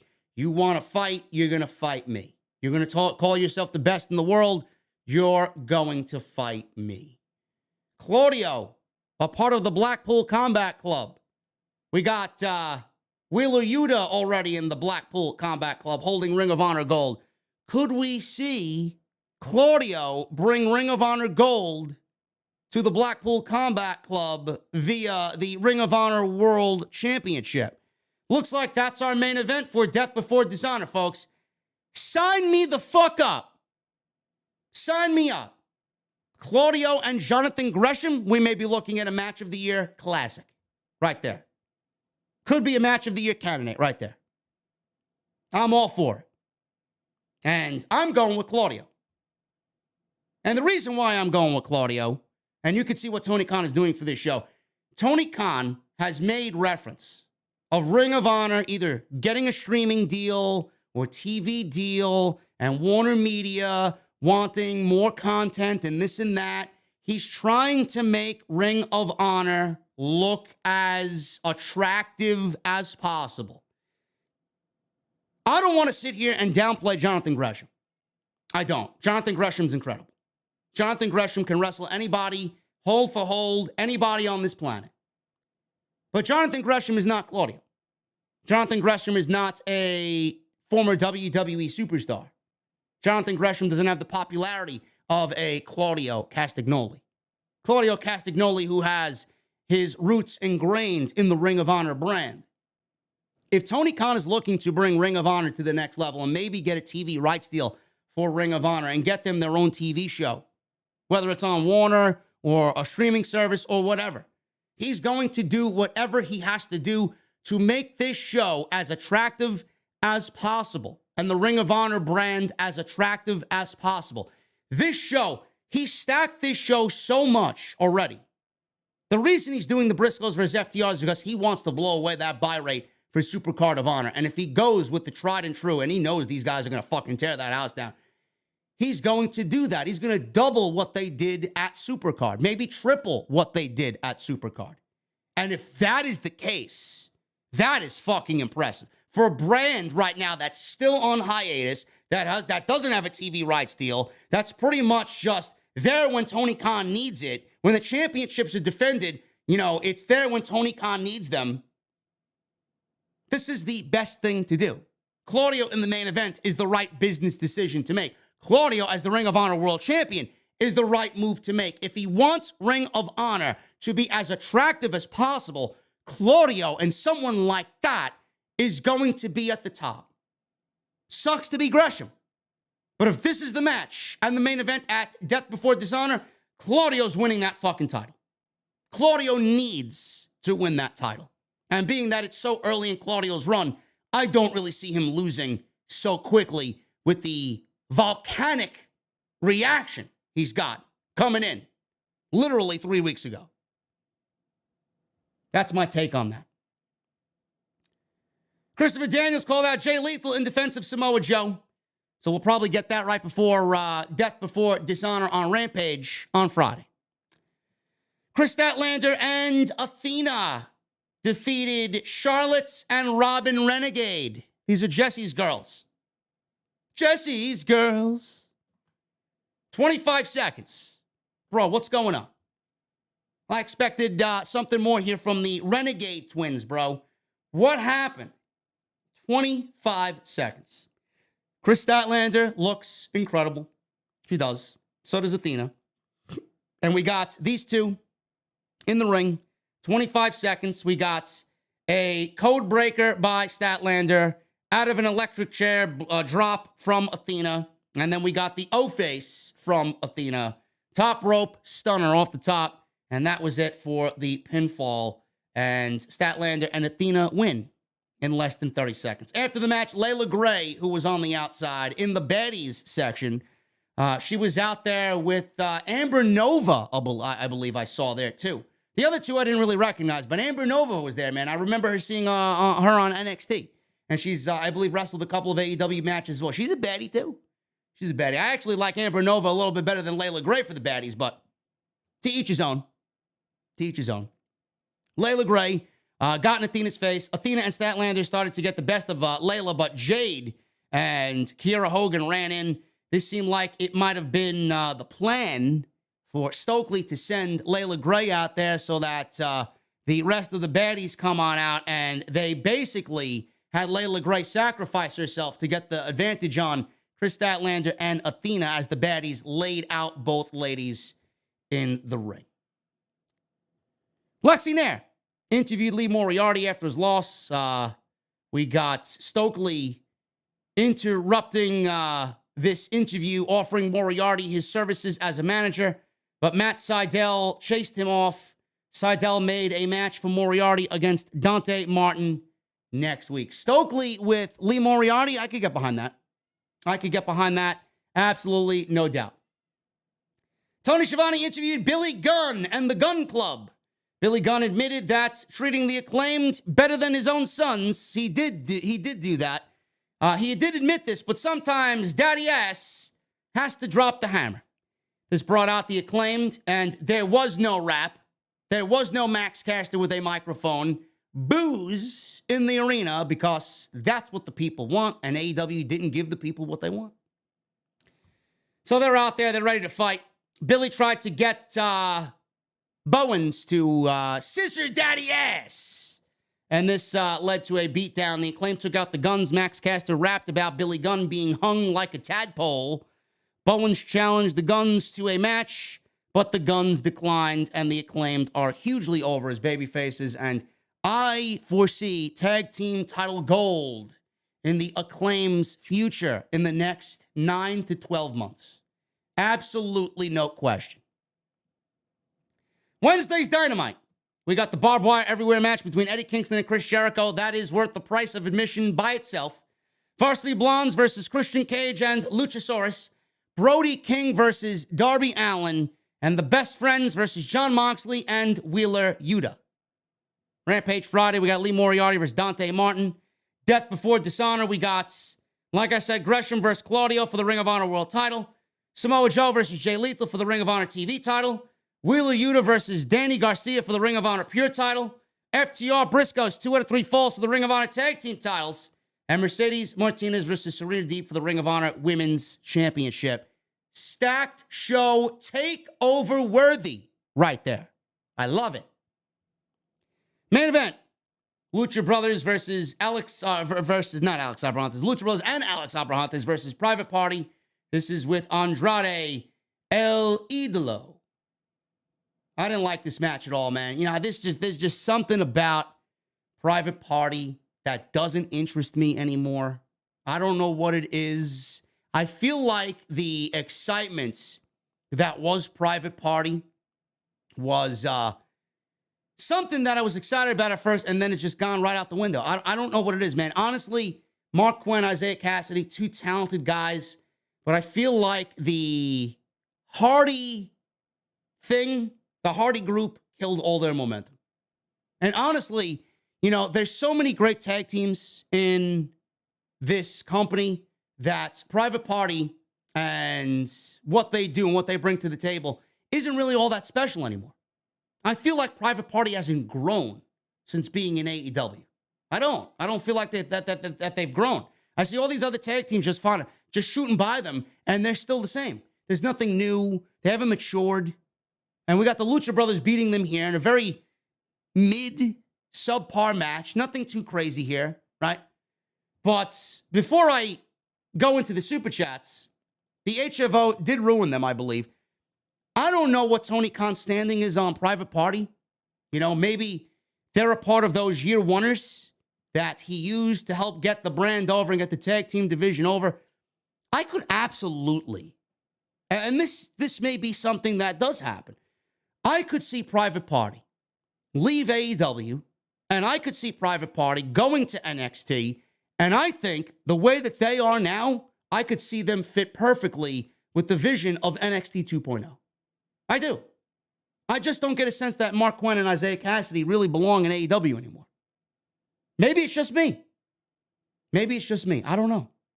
But the Lucha Brothers got the victory here, and it was a very subpar main event at best between Private Party and the Lucha Brothers. Guys, we are about to go over the Super Chats. Thank you guys very much for 2,000 plus. We near 2,100 tonight in the OTS venue. I appreciate you, man. Once again, tonight sponsored by my good friends over at Monk Pack. Make sure you guys go and get your Monk Pack, bro. Monkpack.com. Enter code SCRIPTS. Or click that link that I provided you guys in the live stream chat, man. I pinned it at the top. Go get your Monk Pack, man. Go check it out. Click the link. Just click it. Go look at it. That's all you need to do. If you don't want to look at, if you don't want to buy anything, just click it, man. Click it. Click it. Click it. Check it out. You might like something. You might find something you like over there. I want to thank them for sponsoring the show. Also, continue to hit that thumbs up, guys. I only see 876 likes. Why aren't we near 1,000? We're at 2,100 in here, man. There should be 1,000 minimum on OTS. Continue to get those Super Chats in. And go check out all the other videos that you might have missed on the channel, man. Plenty of content on the channel. Start at the top, man. Michelle Moran with a $2 Super Chat. No Roman. Belts need to come off him ASAP. Also, Michelle Moran with another $2 Super Chat. I love Darby versus House of Black. Wish he joined them. Darby will never be a heel, Michelle. Tony loves Darby so much, he would never do that to him.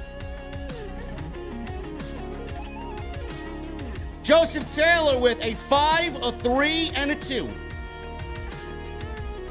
Johnathan Gresham, Claudio Castagnoli for the Ring of Honor title at Death Before Dishonor. Take my money. Joseph Taylor with a $3 Super Chat. FTR Briscoes, 2 out of 3 falls. Take my money. And Joseph Taylor with a $2 super chat. Private Party versus Lucha Brothers. Match of the night. I would not go that far. I would say I enjoyed the opening match more than Private Party Lucha Brothers. Mike Lower with a $5 super chat. Hey JD, were you ever a fan of the metal bands Pantera and Chimera?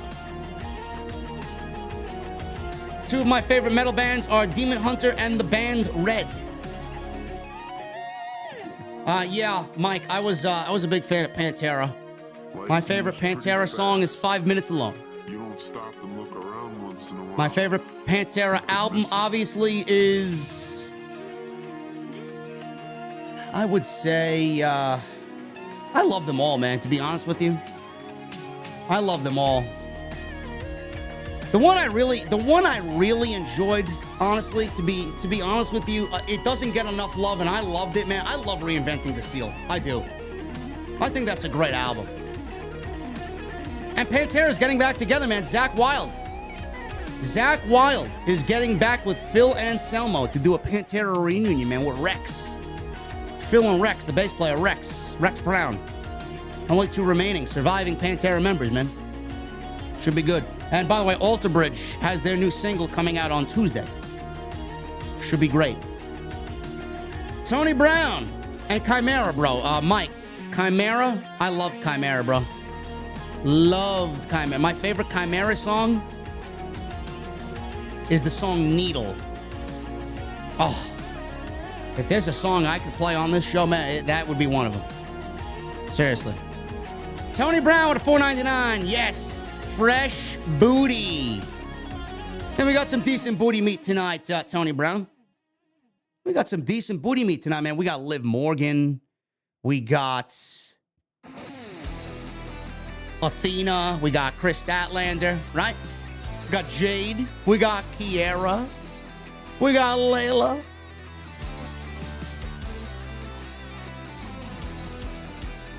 Coil Phoenix with an 11-month membership. I'm literally counting down the days so I can buy my tickets for AEW in Buffalo on September 7th. This will be my first AEW event, and I can't wait. Coil Phoenix, you are going to enjoy yourself. Buffalo should be rocking and rolling, and AEW always is a great live atmosphere. Donzel in the chat. Who the fuck is your wife, bro? You've been talking about your wife all night long, man. Who the fuck is your wife? And why do we need to know?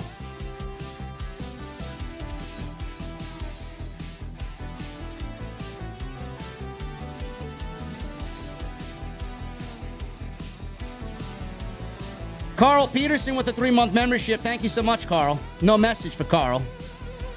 I appreciate you, Carl. Joseph Taylor with a $3 super chat. JD, she is a 10, but her voice sounds like Denise. Joseph Taylor, I will not have any Denise slander in my chat. We love Denise here.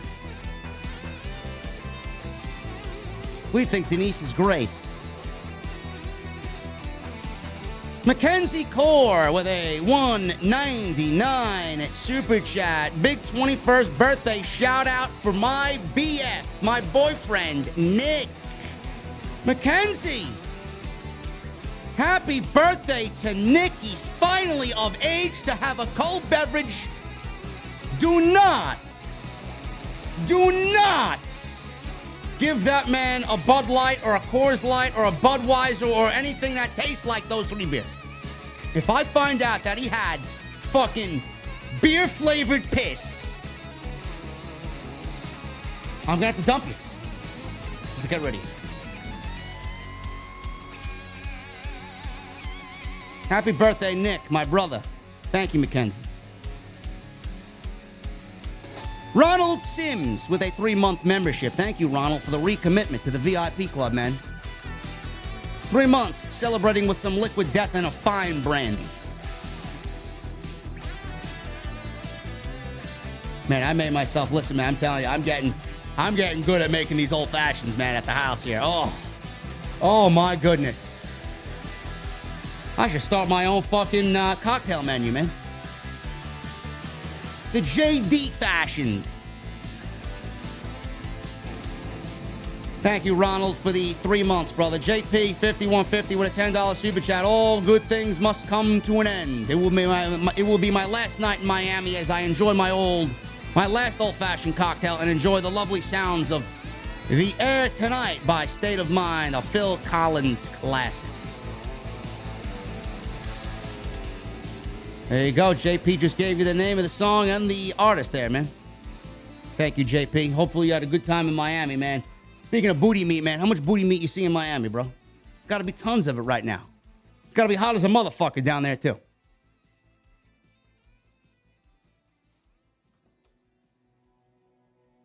DRP with a 5-month membership. Hoyt Reynaldo, what's an old-fashioned? Hoyt Reynaldo, an old-fashioned is your bourbon whiskey of choice. You could do rye whiskey as well. I prefer the bourbon whiskey.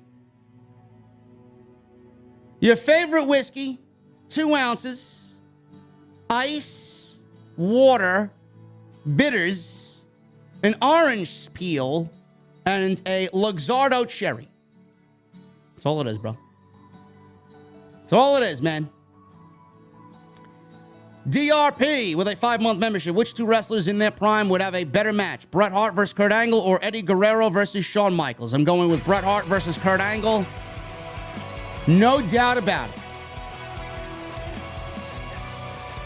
Also, DRP, thank you for the 5 months, brother. Thoughts on Shawn Michaels in 1997 and 1998? I thought he was great. Gino Allen in the chat. No sugar cube for me anymore, bro. I use this stuff called Proof Old-Fashioned Cocktail Syrup, man. It eliminates the need to muddle a sugar cube.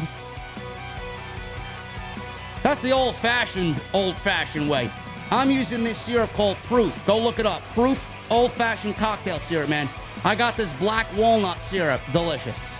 All you do is take ice, pour the syrup over the ice, pour the whiskey into the cocktail mixer, mix it around, make sure you have a nice, cold, round, sphered ice cube, put it in a cocktail glass.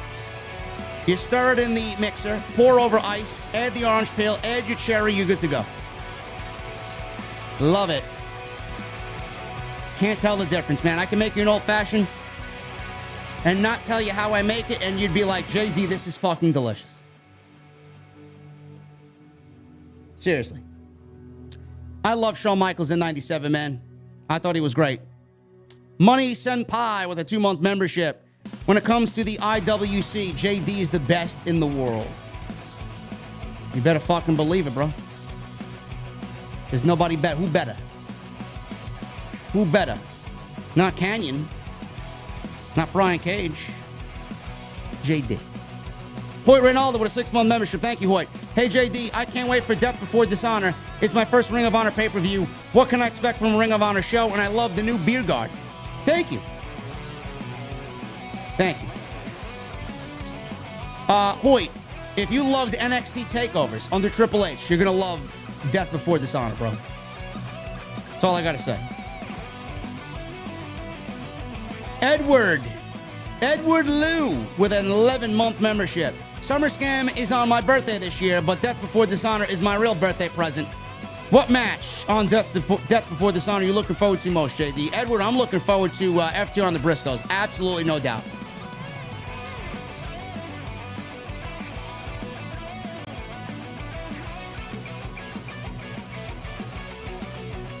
Joseph Taylor with a $5 super chat. Death Before Dishonor is $40 for me. Why is it $30 for you? I don't know where you're looking, Joseph Taylor. I'm ordering it through my cable box, through my cable provider. $29.99, bro. Somebody's ripping you off.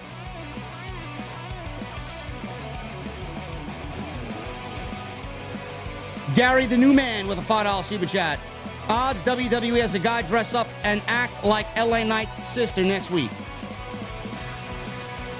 Bro, please. Please, man. Don't will that into existence, bro. Kalo does everything with the $4.99 super chat. I just hope AEW's women's division is booked better and needs to be on TV more. Tonight ain't it and need to have more potential, in my opinion. Bro, it's Rampage. I'm not too concerned. I'm not too concerned about anything, man. Mr. Dark Ace, I was not able to find this cookie dough whiskey, bro, but I will be I'm still looking for it, bro. I'm still looking for it. I can't find it anywhere. Maybe I'm not looking hard enough, bro. I don't know. I don't know what to tell you guys.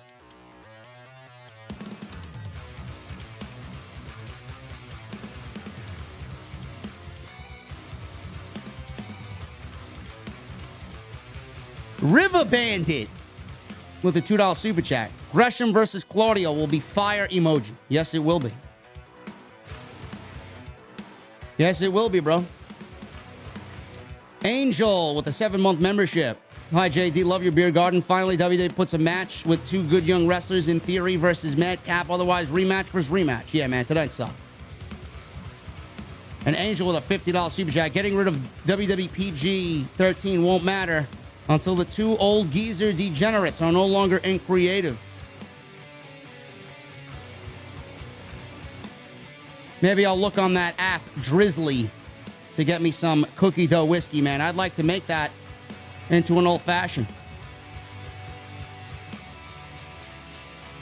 Angel, thank you for the 50 bomb, brother. That's a lot of money, man.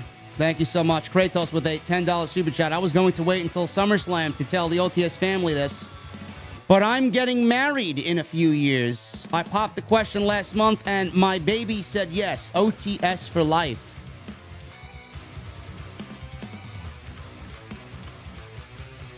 Kratos, that's excellent news, brother. Congratulations on that, man. That's a life, that is a life moment right there, man.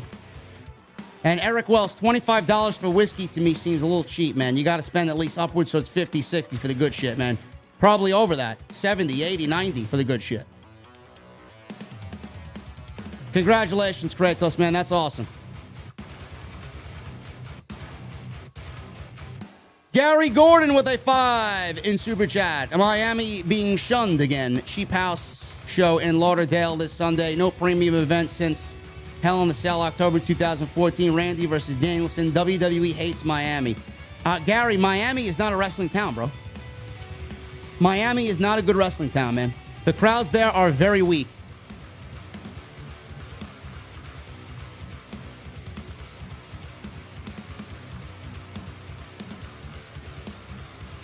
JD, it's called Doughboy Whiskey. It's the same company that makes Screwball Peanut Butter Whiskey. Well, then it's got to be good.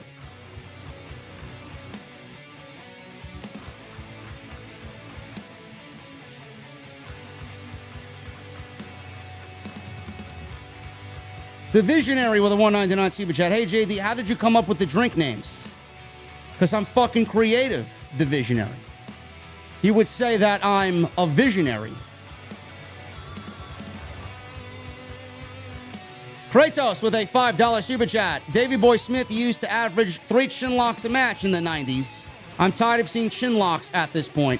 Bro, we didn't notice that when we were watching Davey Boy Smith. Now I notice it because WWE is just so fucking obsessed by repeating the same shit every fucking week.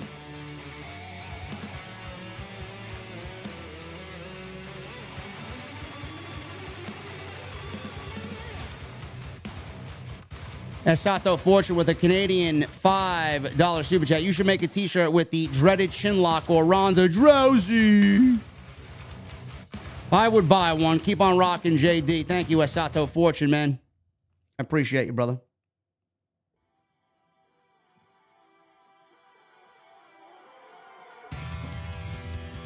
Golden Boy with a 10-month membership.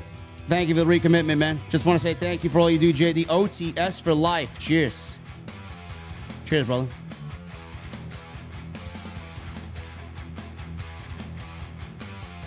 Hollywood guy with a $5 super chat. Could you see Zelina as the Maxine Dupree? And Lacey Evans needs to go away or book better. No, Zelina's not coming back as Maxine Dupree. That would be ridiculous.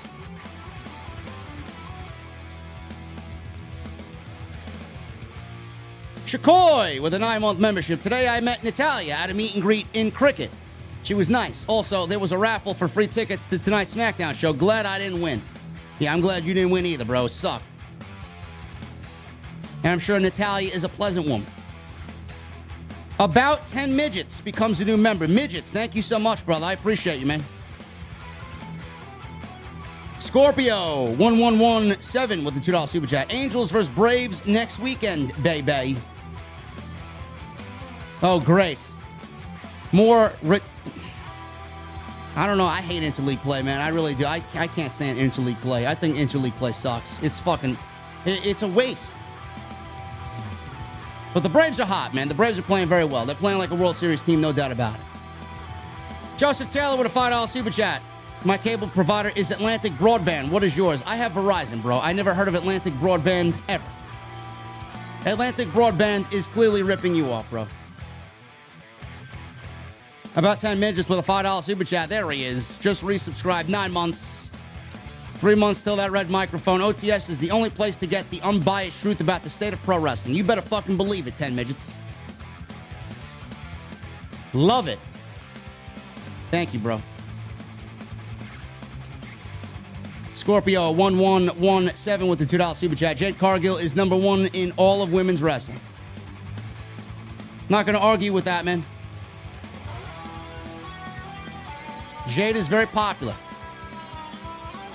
And we got a $5 super chat from Baby Maharaja.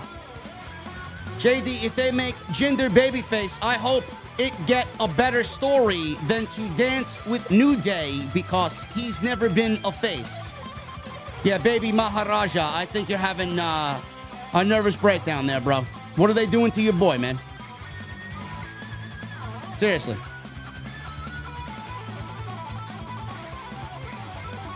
Thank you for the 5 in super chat, Baby Maharaja.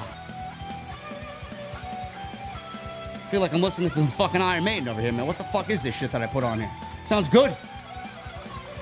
Joseph Taylor with $2 super chat. Atlantic Broadband is used to be MetroCast. Bro, I don't know who the fuck that is, man. Where are you living, bro? Atlantic Broadband used to be MetroCast. Bro, I know Verizon and Cablevision, or Xfinity, who sucks. I got Xfinity in Jersey, man. It sucks. My place in Atlantic City. I can't stand them. We got Cablevision here in New York. Time Warner. Or whoever else you guys use. Verizon's the best, man. All cable TV's dying anyway. Everything's streaming now.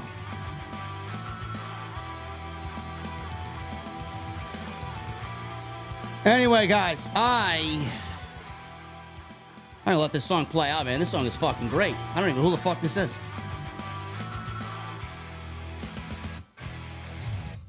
There you go. Awesome stuff there. Spectrum. Spectrum good? I can't imagine Spectrum's good, man. Anyway, I'm getting out of here. We are about to get out of the beer garden, man. I'll give Jesse the night off. Jesse's got the night off. I live in Laconia, New Hampshire. Well, there's your problem, Joseph. You live in New Hampshire, Joseph. There's your fucking problem. Who lives in New Hampshire, bro? What the fuck is there to do in New Hampshire? Sounds like a miserable time. Anyway, guys, we're about to get out of here.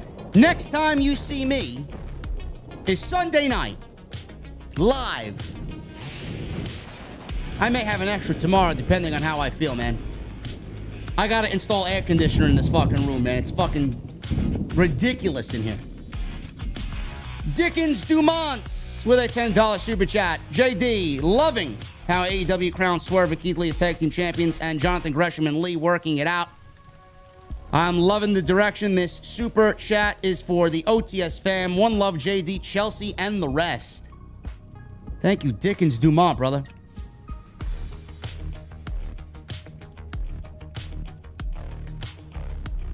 I think tomorrow I'm going to do some work around the office, man. Reorganize the desk, install an air conditioner. Set up my Steam Deck. I got my Steam Deck finally. My Valve Steam Deck. And I'll be live for episode 436 on Sunday night, man. Follow me on social media at JDfromNY206. That's Twitter, Instagram, TikTok. We're growing nicely on TikTok, man. I love it.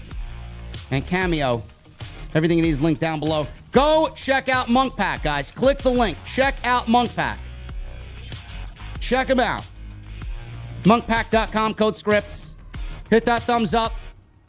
Thank you for the super chats. Thank you for the new memberships. Thank you for the recommitments. And go check out all the other videos that you might have missed on the channel, man. Everything you need is on the homepage right there. You know what's coming up, man? I need those guitar emojis. I need those Mustang emojis in the chat as well for my VIPs. And I need that music on max. Guys, I'll see you live Sunday night for episode 436 of OTS right here from the OTS Beer Garden. Until then, guys, enjoy your Saturdays, and I will see you all later.